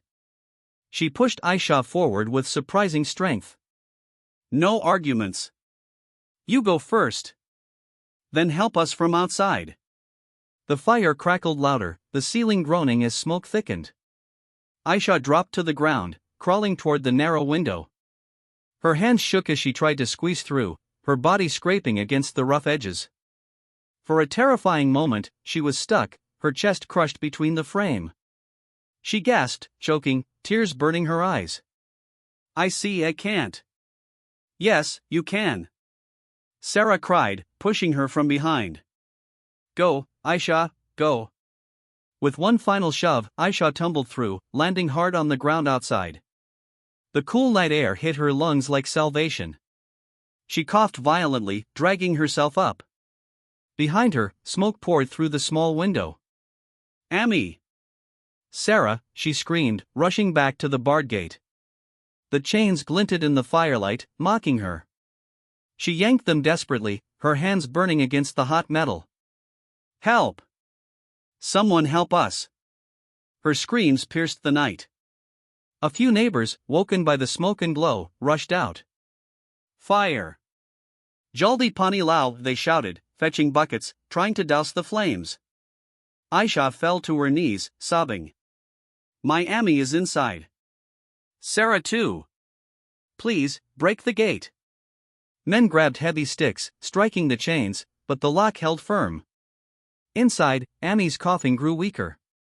Sarah's voice called out, muffled by smoke. Aisha! Don't give up on us! Aisha's nails dug into the dirt, her mind spinning. And then she remembered the iron rod Baba had once used to prop the garden gate. She sprinted to the corner of the yard, her eyes stinging from smoke, and grabbed it with trembling hands. With a scream that tore from the depths of her soul, she swung at the lock again and again. Sparks flew, metal clanged, her hands blistered, but she didn't stop. Come on, she cried, tears streaming down her soot-streaked face. Finally, with one last desperate strike, the lock snapped. The gate swung open with a loud crash. Neighbors surged forward, dragging Amy and Sarah out just as part of the roof collapsed inside with a deafening roar. Flames shot skyward, lighting the street like day. Aisha threw her arms around her mother and Sarah, sobbing uncontrollably. Amy's breathing was shallow, her clothes singed, but she was alive. Sarah clutched her hand, coughing but smiling faintly. You saved us. The fire brigade arrived minutes later, hosing down the house until only blackened walls and smoke remained. Aisha stood in the street, trembling as she watched the home that had carried her childhood reduced to ash. By dawn, the fire was finally out. The house was gone, but her family was safe. Yet as the police questioned neighbors, one detail chilled Aisha to her bones. A witness had seen a figure fleeing the street just before the fire spread. A girl with long hair, running quickly into the darkness. Aisha didn't need to hear more. Her fists clenched, her heart hardening. Hina. But why now? Why risk so much? Unless Hina's plan was bigger than anything Aisha had imagined. And as she stood shivering in the smoky ruins of her home, clutching her mother's hand, Aisha realized the truth. Hina wasn't just trying to silence her voice anymore. She was trying to destroy her entire world. Morning crept slowly over the blackened ruins of Aisha's house. The smoke still lingered in the air, curling like ghosts around broken walls. Ash coated everything, turning once familiar rooms into unrecognizable shadows. Neighbors stood in silence, murmuring prayers, offering what little comfort they could. Children whispered as they passed, staring wide-eyed at the destruction. Aisha sat on the curb, her knees pulled to her chest, eyes fixed on the ground. She hadn't slept, not even for a second. Every time she closed her eyes, she saw the flames again, heard her mother's choking cough, felt Sarah's desperate voice calling from behind the smoke. Her hands were blistered, her throat raw from screaming. But her heart burned with something stronger than fear now. Sarah placed a gentle hand on her shoulder. You need to rest, Aisha. Your competition is tomorrow. You can't collapse on stage. Aisha shook her head violently. How can I rest when this was done on purpose? Her voice cracked. She glanced at the officers who were still walking around, making notes. They know it wasn't an accident. Someone poured petrol. Someone locked the gate. Amy, sitting on a chair neighbors had brought, looked weak but determined. Beti, Allah saved us. That is what matters. Let the police do their work. But Aisha clenched her fists. No, Amy. It's not enough. If I stay quiet, she'll keep coming back. First, she tried to embarrass me. Then she tried to scare me. And now she tried to burn us alive. If I don't stop her, she'll destroy us completely. Sarah lowered her voice. You mean Hina? The name hung heavy in the smoky air. Amy closed her eyes, shaking her head. We don't have proof, Aisha. Accusing her could turn against us. But Aisha's heart already knew the truth. She looked up at the sky, her eyes glistening with tears. She thinks she silenced me with fire. But tomorrow I will sing. Not just for me, but for you, Amy. For every child who was ever laughed at. For every voice that was pushed down. Sarah squeezed her hand, pride and fear mingling in her eyes. Then you must be ready for what comes. Because Hina, she won't stop here. That night, they had nowhere to go but Sarah's home. Her parents welcomed them, offering warmth and food, but Aisha felt like a guest in her own life. Her sheet music, her awards, her memories, all were ashes now. As she lay on the mattress, staring at the ceiling, doubt crept in. Could she really face the stage tomorrow, knowing that Hina was out there, watching, waiting? What if she tried something again, something worse?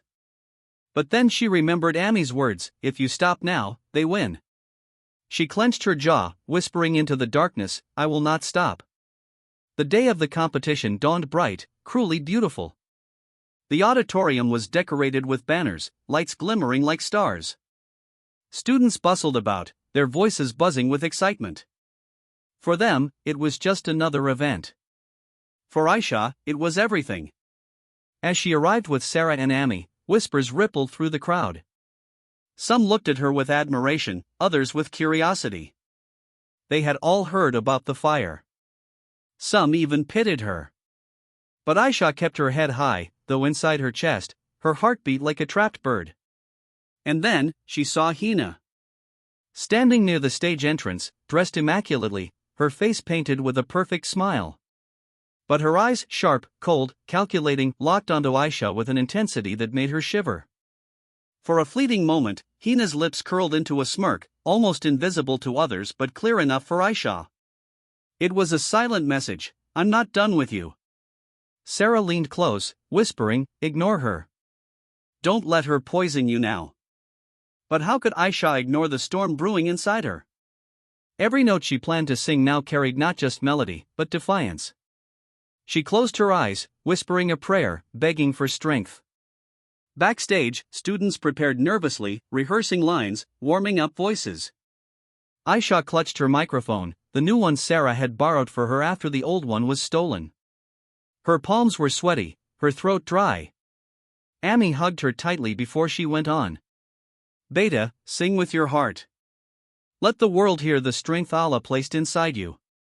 One by one, participants performed. Applause rose and fell.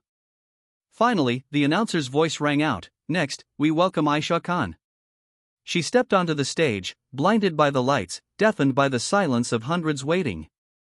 For a moment, her stutter threatened to return. Her lips trembled. Her knees weakened. But then she saw Amy in the front row, her eyes shining with pride despite exhaustion. She saw Sarah, fists clenched, silently cheering. And she remembered the fire, the threats, the chains on the gate. All the pain, all the fear, gathered into one sharp point in her chest. She raised the microphone. And when she opened her mouth, the world froze. Her voice soared, trembling at first, then growing stronger, richer, like a river breaking through stone. The melody rose into the rafters, wrapping the audience in raw emotion. Every word carried her pain, her struggle, her refusal to be silenced.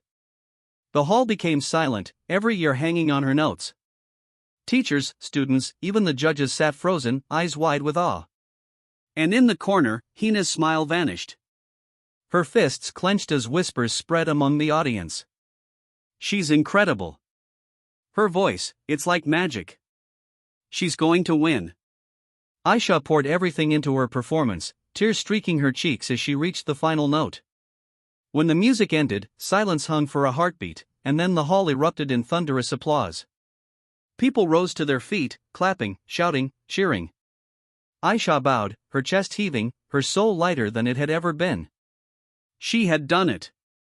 She had sung not just with her voice, but with her very being. But just as she walked backstage, glowing with relief, something happened that turned the triumph into terror. The stage lights flickered suddenly, plunging the back area into momentary darkness. And in that darkness, a hand reached out, shoving Aisha violently against the wall. Her head spun, pain flashing white. A voice hissed in her ear, dripping with venom, "I warned you not to sing." The lights came back on. But the figure had vanished into the crowd. Aisha staggered, clutching her chest, her breath shallow. She knew that voice. She knew it too well. It was Hina. And if this was her next move, Aisha realized with a shiver, then the real battle had only just begun. Aisha leaned against the backstage wall, her breath shallow, her body trembling from the shove. The crowd's applause still thundered in the hall, but to her, the sound was distant, muffled, as if she were underwater. All she could hear was that voice echoing in her ears, "I warned you not to sing." She pressed her hand to her chest, forcing herself to steady her breath. Her eyes darted wildly, scanning the hallways behind the stage. Dozens of students, teachers, and staff bustled around, but none looked suspicious. Hina was nowhere in sight. The shove could have been anyone, she tried telling herself. Maybe it wasn't her. Maybe her fear was tricking her. But her heart whispered the truth, it was Hina. Sarah found her minutes later, her eyes shining with excitement. Aisha. That was unbelievable. The judges, did you see their faces? You've already won, I'm sure of it. She grabbed her friend's arm, but her smile faded as she noticed the pale fear in Aisha's face. What happened? You look like you've seen a ghost. Aisha opened her mouth, her voice breaking. Someone pushed me. And whispered, she stopped, her throat tightening. It was her, Sarah. It was Hina. She told me I should have listened. Sarah's face darkened, her fists clenching. That witch. She dares to touch you here, in this place, surrounded by people? Aisha shook her head, her voice trembling. I can't prove it. If I tell anyone, she'll just smile and say I'm making it up. Everyone knows she's clever. Before Sarah could respond, the announcer's voice called the next performer. The backstage chaos swept them forward. But in Aisha's heart, a storm was raging. She had faced the flames, the threats, the fear. She had sung her soul out, but still, Hina lurked in the shadows, striking where no one could see. Hours later, when the competition ended, the entire hall waited in breathless silence for the results. The judges stepped onto the stage, holding envelopes. Aisha sat in the front row with Amy and Sarah, her palms sweating. The head judge cleared his throat. In all my years of judging, I have rarely witnessed a performance so moving, so powerful, that it silences an entire hall. Tonight, we saw such a performance. The winner of this year's National Student Singing Competition is, he paused for effect, the hall holding its breath. Aisha Khan. The crowd erupted. Cheers filled the air as Aisha sat frozen, her eyes wide in disbelief. Sarah shoved her playfully. Go! Get up, you fool! You won! Tears spilled down Aisha's cheeks as she walked to the stage. The trophy gleamed under the lights as it was placed in her hands. The judges shook her hand, praising her courage, her voice, her spirit. The cameras flashed, capturing her smile, her tears, her triumph. But in the crowd, one pair of eyes burned with hatred. Hina's hands dug into her chair, her nails leaving marks in the wood. She forced a smile when people looked her way, but inside, her rage was uncontrollable. She won again. Even after everything I did. She stole it all. That night, after the ceremony, Amy hugged Aisha tightly. Allah has given you honor, Beti. Remember this day always. But Aisha, even with the trophy in her hands, felt a shadow pressing against her. Triumph tasted sweet, but fear still lingered on her tongue. The following week, Aisha's face appeared in newspapers. From silence to song, Aisha Khan wins national competition. Reporters called her a rising star, schools invited her for guest appearances. She became a symbol of courage, her stutter now part of her story instead of her shame. Yet with fame came more danger. Strange phone calls began arriving late at night. When Sarah answered once, a distorted voice hissed, "Your friend's voice won't last long." Another time, Amy found a dead crow on their doorstep, its wings spread wide as if in warning. Aisha tried to remain strong, but at night, she would lie awake trembling. She couldn't shake the image of Hina's smirk, her whisper in the dark. And deep inside, a chilling thought grew: what if Hina wasn't working alone? One evening, as Sarah and Aisha walked home from tutoring, they noticed a black car trailing them slowly down the road. The windows were tinted, the engine humming softly. Sarah gritted her teeth. Ignore it. Just keep walking. But the car followed turn after turn, always a few feet behind. Suddenly, the driver honked, the sound sharp, menacing. Sarah grabbed Aisha's hand. Run!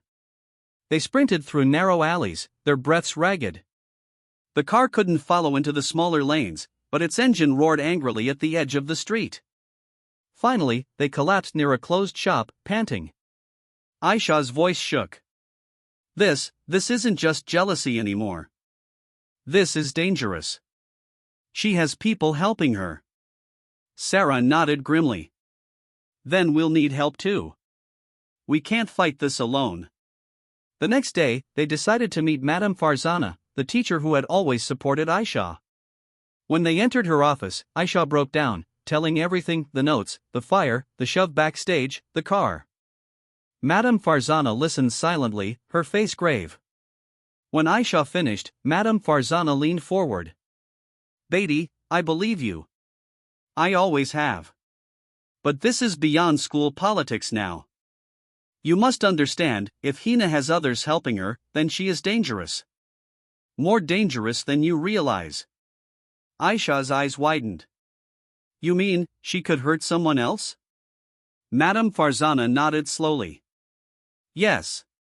People like her, once they taste control, they don't stop. She wants to break you. But if she can't, she may turn to hurting those around you. She looked at Sarah, then at Amy's photo on the desk. Fear prickled Aisha's skin. The idea of Hina targeting her mother, or Sarah, was unbearable. She clenched her fists, whispering, "No.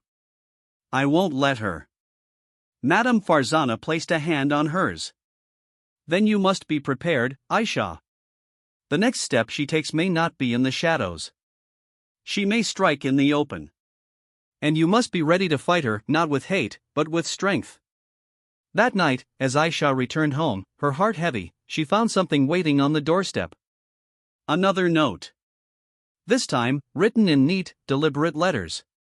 You think you've won. But the game has just begun. Watch your friends. Watch your family. One mistake, and they will pay. Aisha's hands trembled as she held the note. She looked up at the dark street, the silence pressing in around her. Somewhere out there, Hina was watching. Planning. Waiting. And the most terrifying part was not knowing when or where she would strike next. The note lay on the table, its words like poison. Aisha couldn't look away. Watch your friends. Watch your family. One mistake, and they will pay. Every letter seemed to whisper doom. Amy sat nearby, wringing her dupatta in her hands, her face pale. This is no longer a joke, Beatty. Whoever is behind this is dangerous. We cannot stay silent anymore. Sarah slammed her palm against the table. It's Hina. It has always been her. But now she's getting bolder. She's not just after you, Aisha, she's after everyone close to you. Aisha hugged herself tightly, shivering despite the warmth of the room. But why drag my family into this? Why can't she just leave us alone? Her voice cracked. I never wanted any of this. I just wanted to sing.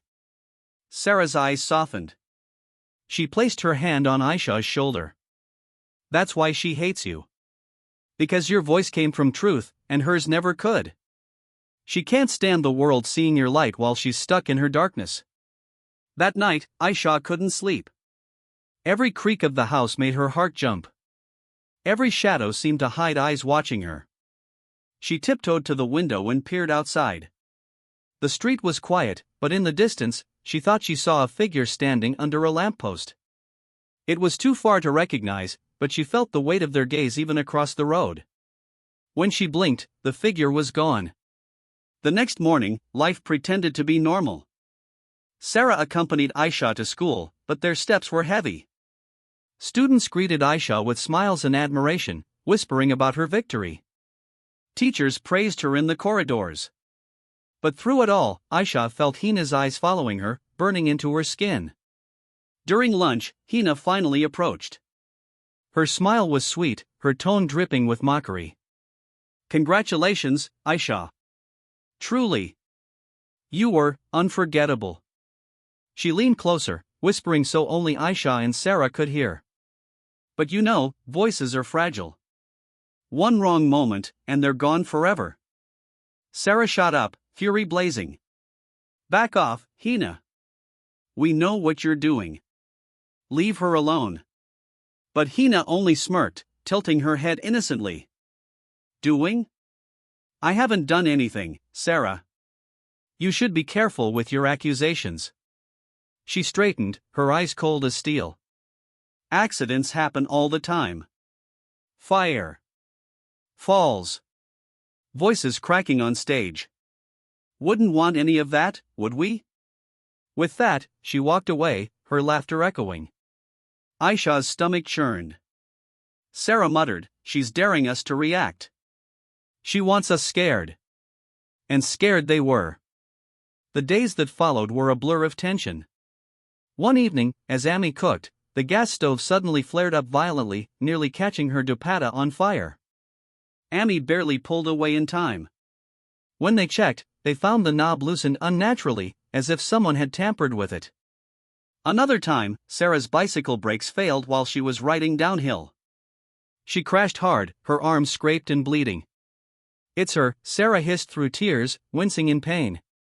"I checked my bike yesterday. Someone messed with it." The danger was closing in, tightening around them like a noose. Finally, Aisha gathered courage and went to the police with Amy and Sarah. She showed them the notes, explained about the fire, the car, the threats. The officer listened, nodding, but in the end, he only sighed. "Beta, these are serious accusations. But without proof, we cannot act against someone. Do you have any witnesses? Any recordings? Any evidence tying this girl directly to these acts?" Aisha's heart sank. She had nothing. Just fear and suspicion. The officer's next words cut even deeper. "Until then, my advice is to be careful. Avoid unnecessary attention. And if something happens again, call us immediately." Outside the station, Aisha broke down. "They don't believe me. They'll never believe me until it's too late." Sarah clenched her fists. "Then we make them believe. We'll get proof. Somehow, someway, we'll show them who she really is." That night, the three of them sat together, whispering plans. Sarah suggested recording conversations, setting traps, watching Hina closely. Aisha trembled at the thought, but Amy, her face stern, nodded. "If this is what it takes to protect you, then we will do it. We cannot keep living in fear." But even as they planned, the enemy was already one step ahead. Hina sat in her room, scrolling through pictures of Aisha on her phone. The newspaper clippings, the competition photos, the videos online of Aisha's performance. Her jaw tightened. They all love her. They don't see the real her. But I'll show them. I'll expose her. I'll take everything away. She picked up her phone and dialed a number. "Yes. Do it tomorrow. Make sure she learns what it means to cross me." The next day, Aisha walked into school with Sarah by her side, clutching her bag nervously. Whispers followed her as usual, but something felt different. People weren't admiring her now, they were staring, pointing, murmuring with confusion and doubt. "Is it true?" one girl whispered loudly enough for Aisha to hear. "I saw the video." "It's everywhere," another boy said. Sarah frowned. "What are they talking about?" Then, like ice water poured down her back, Aisha heard it. She didn't even sing. It was all fake. Her heart dropped. She rushed forward, pushing past the students. On a phone screen, she saw a video uploaded online. Footage of her performance, but edited. The sound distorted, her voice cracking horribly, out of tune, unbearable. The caption read, Aisha Khan exposed, lip-syncing fraud. Aisha's knees buckled. No, this isn't real. This isn't. Sarah's face twisted in rage. It's her. Hina. She's trying to destroy your name. The crowd of students grew, murmuring, some laughing cruelly, others looking at Aisha with pity. Her victory, her voice, everything she had fought for, all being torn apart in front of her. Tears blurred her vision as she whispered, she's winning. She's winning again. But then, through the haze of humiliation, anger rose in her chest. She wiped her tears, her eyes burning with fire. No. She won't win. Not this time. If she wants a war, she'll get one. What Aisha didn't know was that the next move in this war wouldn't just attack her reputation, it would put someone she loved directly in harm's way. The false video spread like wildfire. By the end of the day, half the school had seen it, and by evening, people in the neighborhood whispered about it too. Wherever Aisha went, she felt eyes on her. Some were sympathetic, others mocking, but all carried the same unspoken question, was her voice real, or just a trick? At dinner that night, Amy tried to comfort her. Beta, the truth always shines through. Those who know your heart will never doubt you. But Aisha's shoulders slumped. Amy, the world doesn't want truth. They want drama. They'll believe the lie because it's easier to laugh at me than to support me. Sarah, sitting across the table, leaned forward. Then we don't let them laugh. We fight back. We expose her before she destroys you completely. Aisha shook her head weakly. How, Sarah? She's too clever.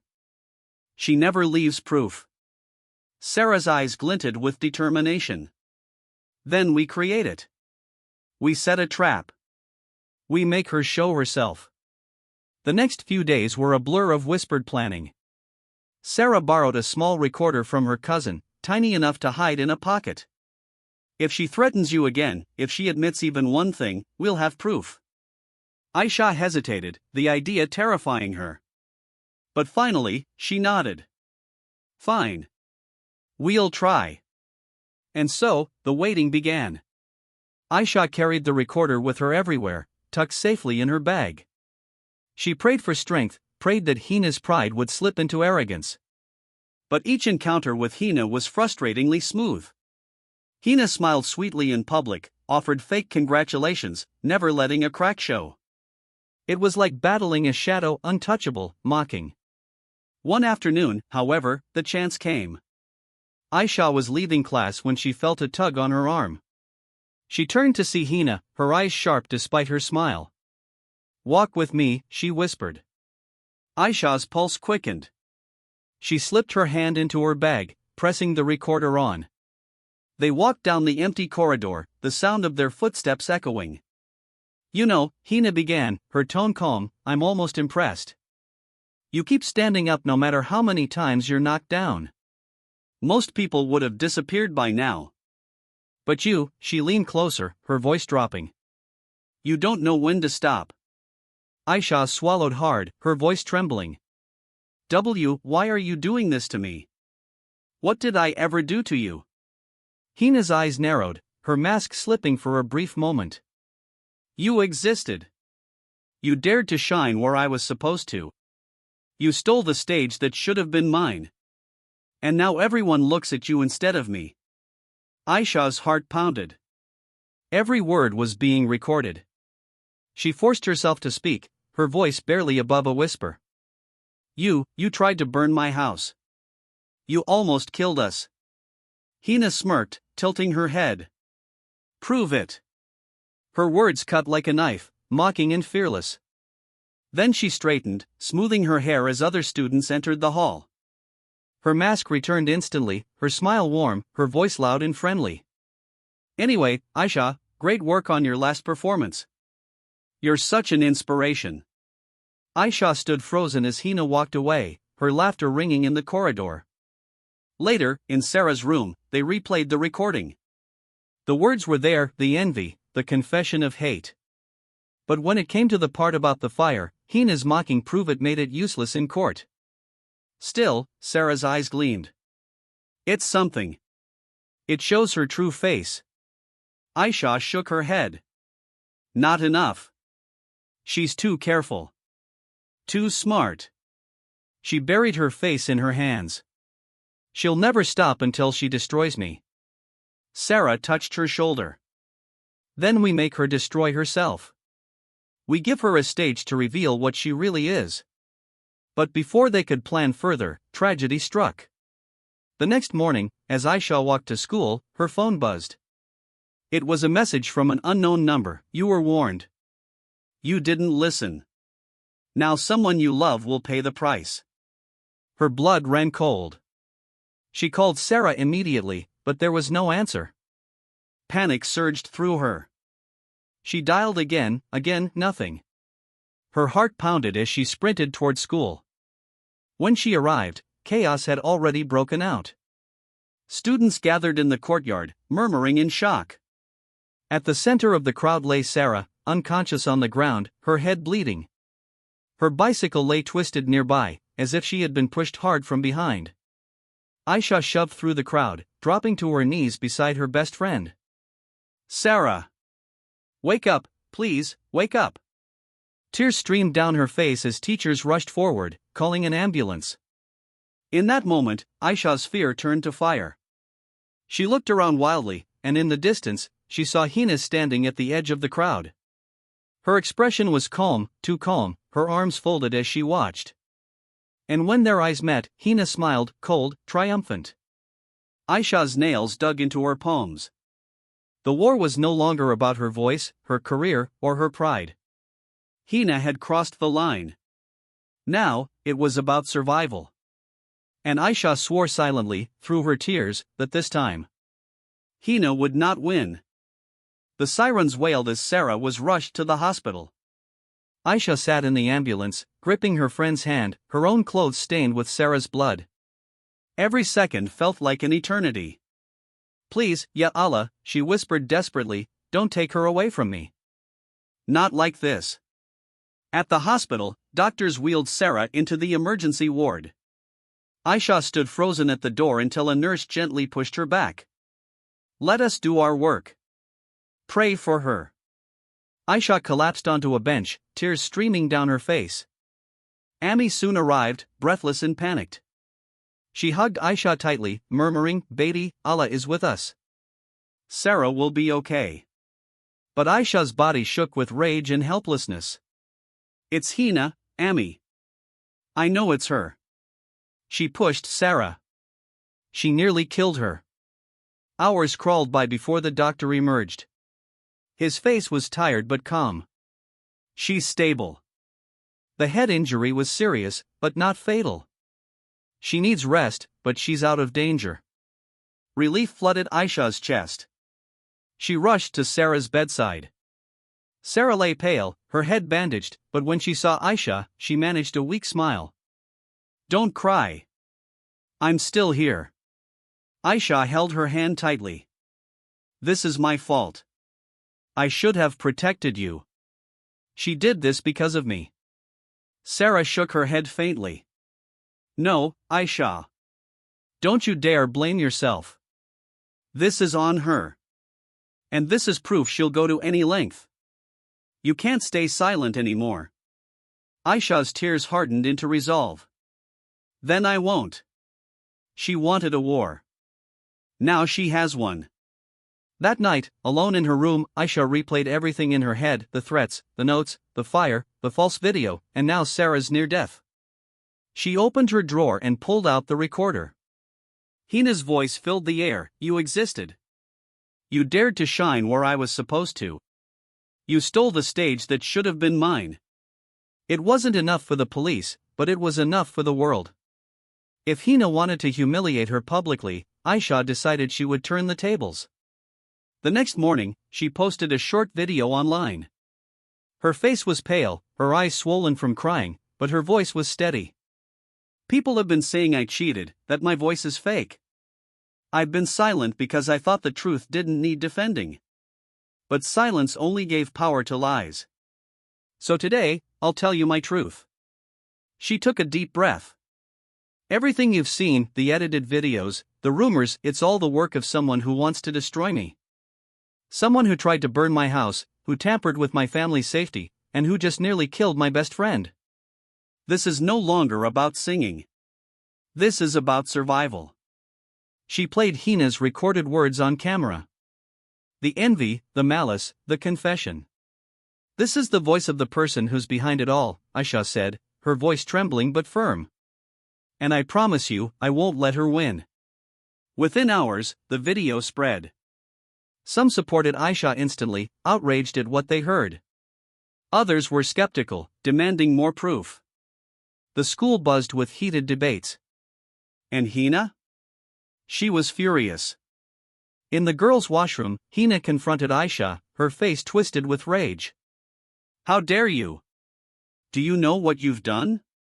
Aisha stood her ground, her hands trembling but her voice strong. "I showed them the truth. I won't be your victim anymore." Hina's eyes blazed. She leaned in so close Aisha could feel her breath. "You think you've won? You've just made the biggest mistake of your life. You embarrassed me in front of everyone. You think I'll forgive that?" For the first time, Aisha didn't flinch. She whispered, "I don't care if you forgive me. I only care about ending this nightmare." Hina's smile was sharp and chilling. "Nightmare? Oh no, Aisha. The nightmare hasn't even started." That evening, Aisha received another anonymous message, "Tomorrow. Noon. On stage. If you're brave enough, prove yourself in front of everyone. Or lose everything forever." Aisha showed it to Amy and Sarah, who was still recovering at home. "It's her," Aisha said. "She wants to trap me. She wants to humiliate me again." Sarah's weak voice crackled through the phone. "Then go, Aisha. Don't hide. Face her. She's counting on your fear." Amy's eyes filled with worry. "Beta, it could be dangerous." But Aisha's decision was made. She lifted her chin, her voice steady. "No more running. If she wants me on stage, I'll go. But this time, it won't be me who's exposed." The next day, the auditorium filled quickly. Students, teachers, even neighbors, everyone came, buzzing with curiosity. Whispers spread, "Is Aisha really a fraud? Will she sing?" Hina stood near the stage, her smile smug, her eyes glinting with malice. She had something planned, something big. Aisha walked onto the stage, her heart pounding, but her eyes burning with resolve. She took the microphone and scanned the audience. "You all came to see the truth," she began, her voice shaking at first but growing stronger. "Today, you'll have it." But just as she opened her mouth to sing, the speakers screeched loudly, blasting a distorted recording of her voice cracking horribly. The same fake video played across the screen behind her. Gasps filled the hall. Aisha froze. The trap had been sprung. The auditorium roared with whispers and laughter as the distorted recording played on the giant screen behind Aisha. Every crack, every off-key note echoed through the hall like cruel daggers stabbing her pride. Students covered their mouths to hide their giggles, while others openly jeered. "There! I told you she's fake," one boy shouted. "Lip syncer," another girl hissed. Aisha's hands trembled around the microphone. For a split second, fear nearly swallowed her whole. This was Hina's plan to humiliate her so deeply she would never recover. Hina stood in the crowd with her arms folded, her victorious smile widening with every second of chaos. But then Aisha saw Amy, sitting in the front row, her eyes filled not with doubt, but with unwavering faith. She saw Sarah too, pale and weak in her wheelchair, clutching the arms of her seat but nodding fiercely, urging her to keep going. Something shifted inside Aisha. Her fear burned into anger. She stepped forward, her voice shaking but resolute. "Enough." The crowd hushed slightly, startled by her boldness. Aisha's voice grew steadier. You think you've seen the truth? No. What you saw was a lie made to break me. But the real truth, she closed her eyes, drew in a deep breath, and lifted her chin. The real truth lives in my voice. Without music, without instruments, without anything to hide behind, Aisha began to sing. Her voice trembled at first, soft and uncertain, but as the notes filled the hall, strength poured into her. Every word carried her pain, her struggle, her courage. The hall that had once mocked her fell silent, stunned by the raw, unshakable purity of her song. Students leaned forward, teachers exchanged astonished glances, and even those who had doubted her minutes ago now sat spellbound. Her voice soared, rich and flawless, cutting through the lies like sunlight piercing storm clouds. When she finished, silence lingered for a long moment. Then thunderous applause erupted. The same voices that had mocked her now cheered, some even standing to clap. Tears filled Amy's eyes as she whispered, "That's my daughter." Sarah's smile lit up her pale face. But amid the cheering, Hina's smile cracked. For the first time, her mask faltered. Her plan had backfired. She had tried to expose Aisha as a fraud, but instead, Aisha had proved her authenticity beyond question. Still, Hina wasn't finished. She forced a laugh, clapping slowly, mockingly. "Oh please! What a performance! Bravo, Aisha!" But let's not forget, she pulled out her phone, holding it up. "Your precious recording still exists. And once it spreads online, no one will care about this little stunt. They'll remember the lie, not the truth." Murmurs spread again through the crowd. Aisha's victory seemed to teeter on the edge of collapse. But then, Sarah's voice cut through, weak but firm. "Then why don't you show them the whole recording, Hina?" All eyes turned. Sarah sat upright in her wheelchair, her face pale but her eyes burning. "You see, everyone, Hina isn't as clever as she thinks. She left something behind." The crowd gasped as Sarah pulled a USB stick from her bag. "This contains the unedited footage of the performance, the one where Aisha's voice was perfect. And it also contains something else." Hina's face paled. "What are you talking about?" she snapped. Sarah smirked faintly. "Your voice." Gasps filled the hall as Sarah plugged the USB into the projector. The speakers crackled, and then Hina's voice echoed across the auditorium. "You existed. You dared to shine where I was supposed to. You stole the stage that should have been mine." The audience erupted in shock. Teachers turned to glare at Hina, students whispered angrily, realization dawning on them. The evidence was undeniable now. Hina's mask shattered completely. "No! This is fake. She's lying," she screamed, but her panic only made her guilt clearer. The principal stood, his voice firm. "Enough, Hina. You have shamed not only Aisha but this entire institution. We will deal with you." But before anyone could react further, Hina bolted from the auditorium, pushing through the crowd like a wild animal cornered. Her eyes were wild, her breath ragged. She knew her empire of lies was crumbling, and she wasn't going down quietly. Aisha dropped the microphone, her heart racing. She turned to Sarah, who gave her a weak smile. "We did it," Sarah whispered. But Aisha's gut twisted with unease. Hina was dangerous, unpredictable. This wasn't over. Not yet. And as the applause filled the hall, outside, Hina stood trembling in the shadows, her fists clenched, her voice trembling with rage. "If I can't destroy her with lies," her eyes glinted dangerously, "then I'll destroy her with fire." That night, the entire neighborhood buzzed about what had happened at school. Aisha's performance was all anyone could talk about, how she silenced the lies with her voice, how Sarah exposed Hina's manipulation. For the first time in weeks, Aisha felt like the weight of humiliation had lifted from her shoulders. Amy hugged her tightly when they got home. "Beta, I told you. Allah's truth always shines. No lie can hide it forever." Aisha smiled faintly, though the exhaustion in her eyes was clear. "Yes, Amy. But Hina won't stop. I saw it in her eyes. She looked dangerous. Amy brushed her hair gently. Don't fear her. Fear only Allah. The rest will fall into place. But even as she said it, Hina's shadow lingered outside their home. Hidden in the dark corner of the street, Hina stood watching the small house, her hands trembling with rage. She muttered to herself, her voice sharp and broken. She humiliated me. She turned everyone against me. If her voice is what makes her powerful, then I'll burn that voice to ashes. The next few days seemed peaceful, almost deceptively so. Sarah recovered slowly, visiting Aisha when she could. The school community rallied around Aisha, students who once mocked her now apologizing. Teachers praised her courage, and the false video faded as the truth spread. But Aisha couldn't shake the unease.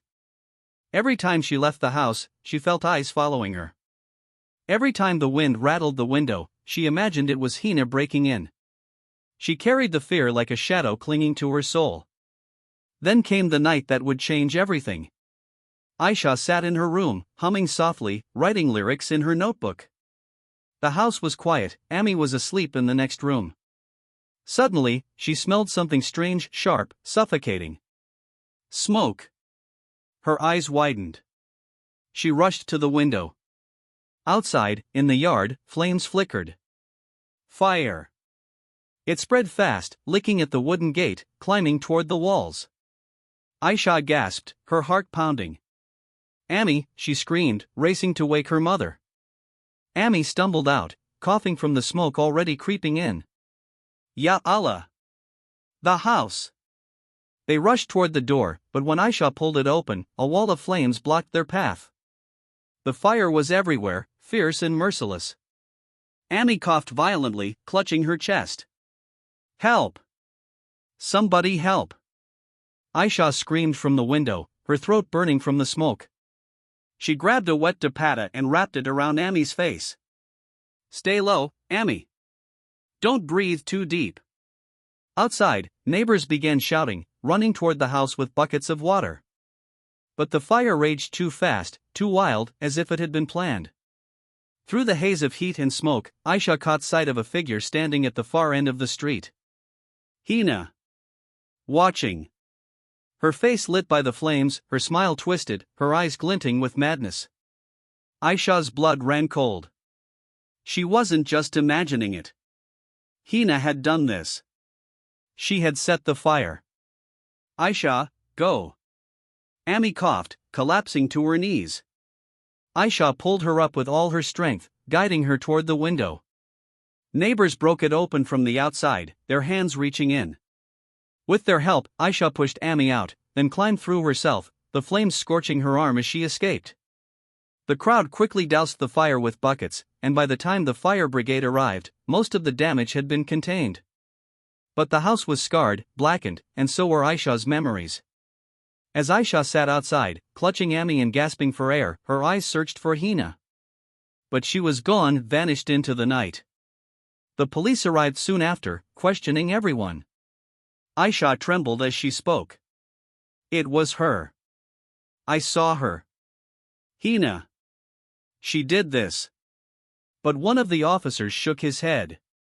Do you have proof? Did anyone else see her? Aisha's fists clenched. Once again, no proof. Just her word against Hina's.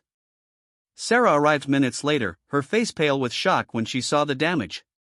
She hugged Aisha tightly. Oh my God, are you okay? Aisha's eyes burned with tears, but her voice was steady.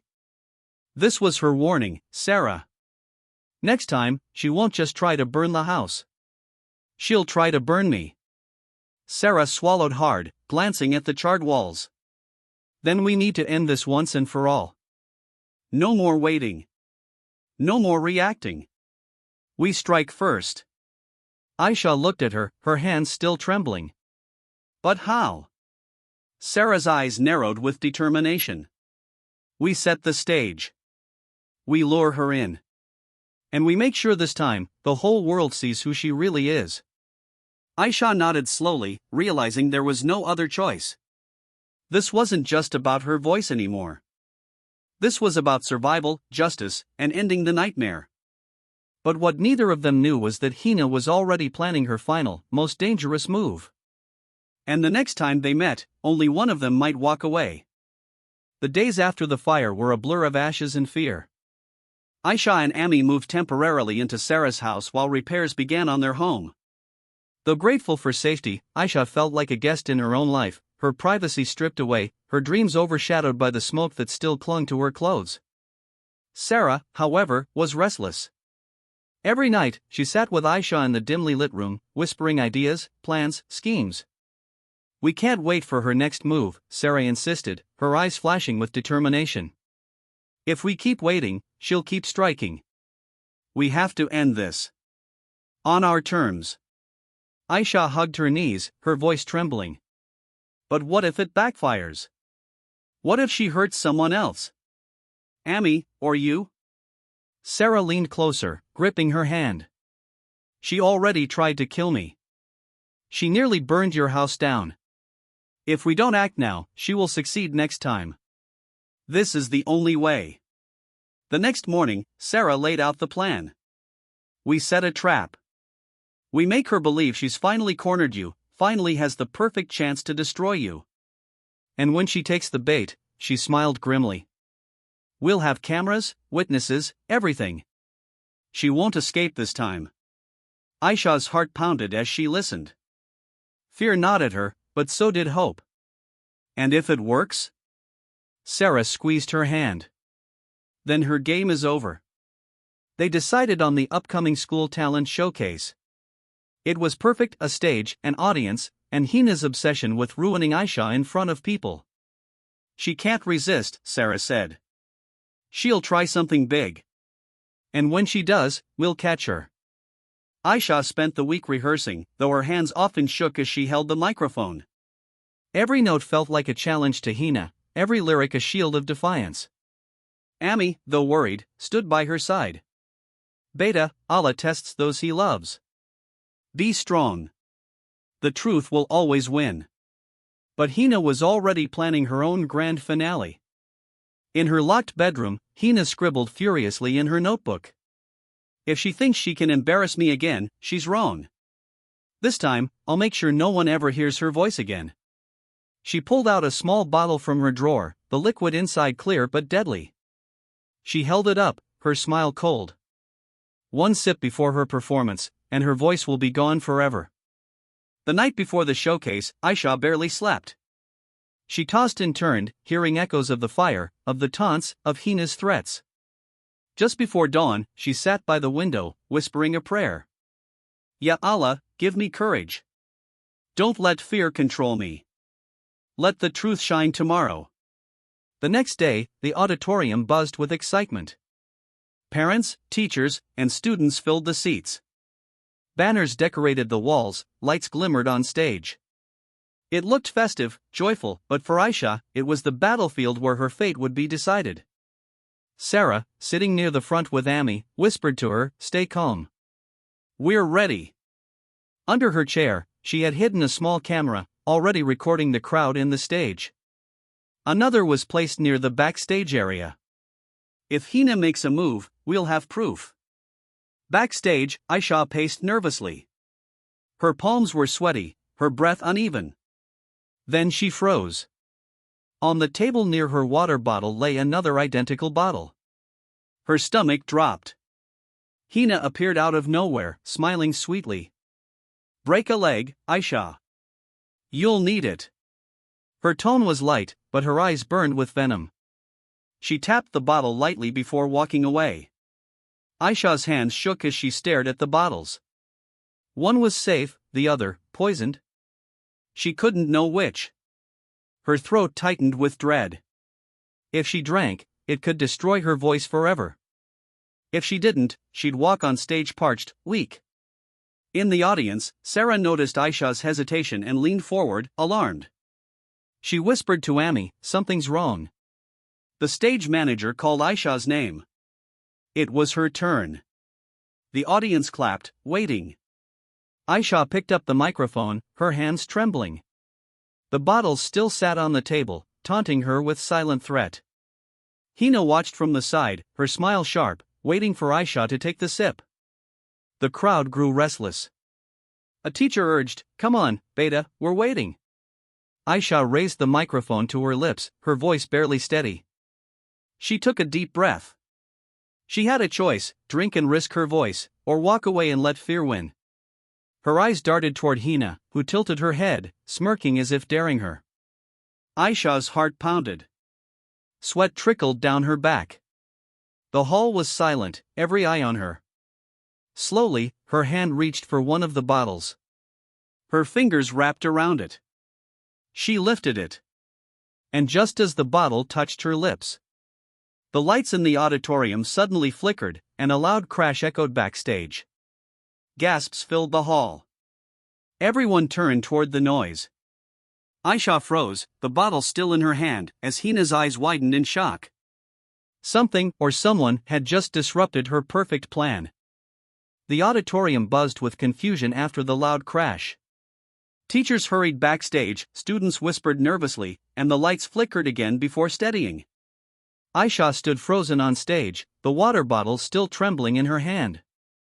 Sarah, from the audience, jumped to her feet. "Don't drink it," she shouted, her voice echoing across the hall. All heads turned. Aisha's eyes locked with hers, wide with fear and understanding. Hina's face paled, then hardened. She forced a laugh. "Oh, come on, Sarah. Don't tell me you're starting drama again. It's just water." But Sarah wasn't backing down. "No. It's poison." She planted it there. She pointed at Hina with trembling hands, her voice sharp. "Everyone, look at her face. Look how she's hiding behind her smile. She's been trying to destroy Aisha from the start." Murmurs spread through the crowd. Teachers frowned, glancing between the two girls. One stepped forward.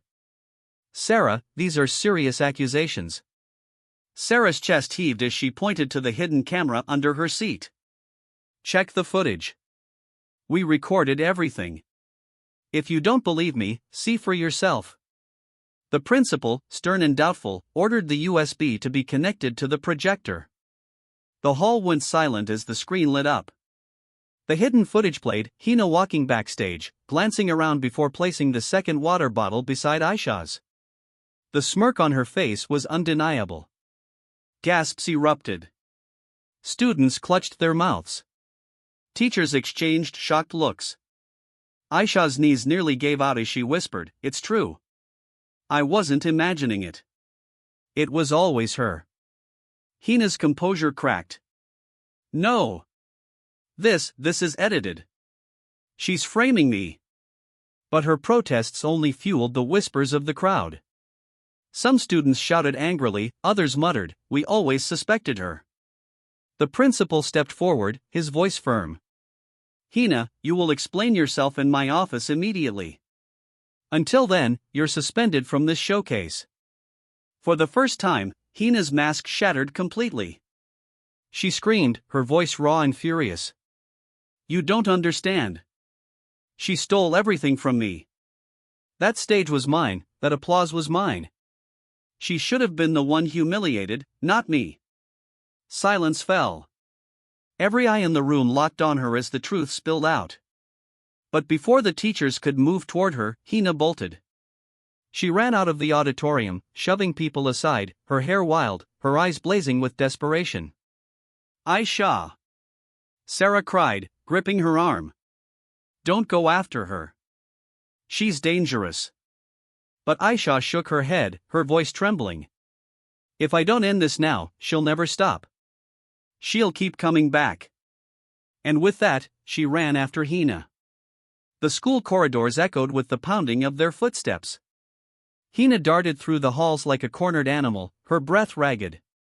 Aisha followed, her heart thundering, fueled not by anger alone, but by something deeper, the need to protect her family, her future, her very life.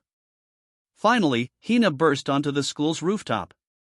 The evening sky was painted with shades of crimson and purple, the wind whipping their hair. Aisha stepped onto the roof moments later, her chest heaving. "Hina, stop," she cried. "It's over. Everyone saw the truth. You can't run from it anymore.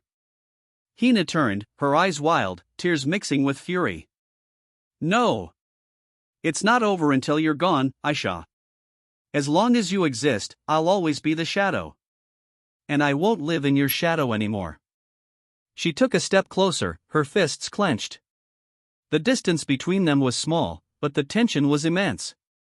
Aisha's voice shook. Why, Hina? Why let hate consume you like this? We could have been friends. We could have lifted each other instead of tearing each other apart. Hina laughed bitterly, the sound broken. Friends? You don't understand. No one remembers the loser. No one claps for second place. You had what I wanted, and you didn't even know it. The rooftop air grew heavier, charged with something dangerous. Teachers and students had started rushing upstairs after them, but they hadn't reached the roof yet. Aisha realized it was just the two of them now. She took a small step forward, her voice softening. Hina, it doesn't have to end this way. You still have a chance. Admit the truth. Ask for forgiveness. Let this hatred go before it destroys you completely. For a brief second, something flickered in Hina's eyes, doubt, maybe even regret. But just as quickly, it was swallowed by rage. She screamed, if I can't have the stage, no one can. She lunged forward, pushing Aisha backward toward the edge of the roof. Aisha gasped, her arms flailing as her feet slipped dangerously close to the ledge. The crowd downstairs screamed as they saw two figures struggling on the rooftop, their silhouettes against the fiery sky. Hina, stop! Aisha cried, her voice desperate as she tried to steady herself. But Hina's hands pressed harder, shoving her closer and closer to the edge. One more push, and Aisha would fall. The rooftop wind howled, whipping Aisha's hair across her face as her heels scraped dangerously close to the edge. Below, students and teachers screamed in horror, their voices rising like a chorus of fear. Hina, stop! Aisha cried, struggling against the weight of her rival's hands shoving her backward. The ledge pressed cold against her calves. One more push, and she would plummet. But Hina's face was twisted, her teeth clenched, her eyes wild with obsession. I told you, Aisha, she snarled, her voice shaking with rage. If I can't be the one on that stage, then neither will you. Everyone will remember this moment, but not you. Aisha's arms trembled as she tried to hold her ground. Her voice, though cracked with fear, cut through the chaos. This isn't about the stage, Hina. This is about you, your pain, your anger.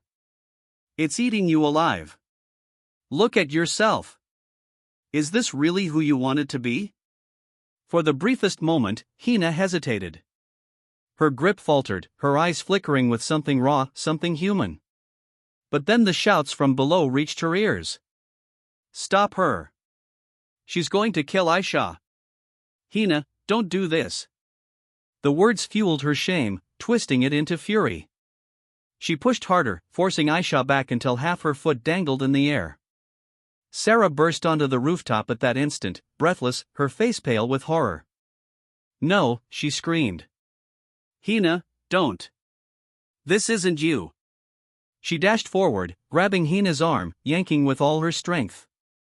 The struggle erupted into chaos.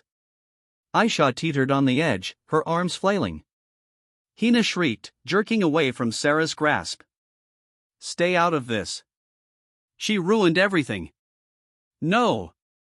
Sarah cried, tears streaking her cheeks. You ruined yourself.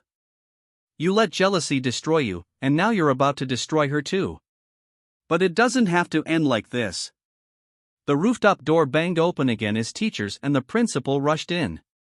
But they froze, terrified to move closer, afraid that one wrong step would send both girls over the edge. Aisha's breath came in short, panicked gasps. Her voice cracked as she pleaded, Hina, please.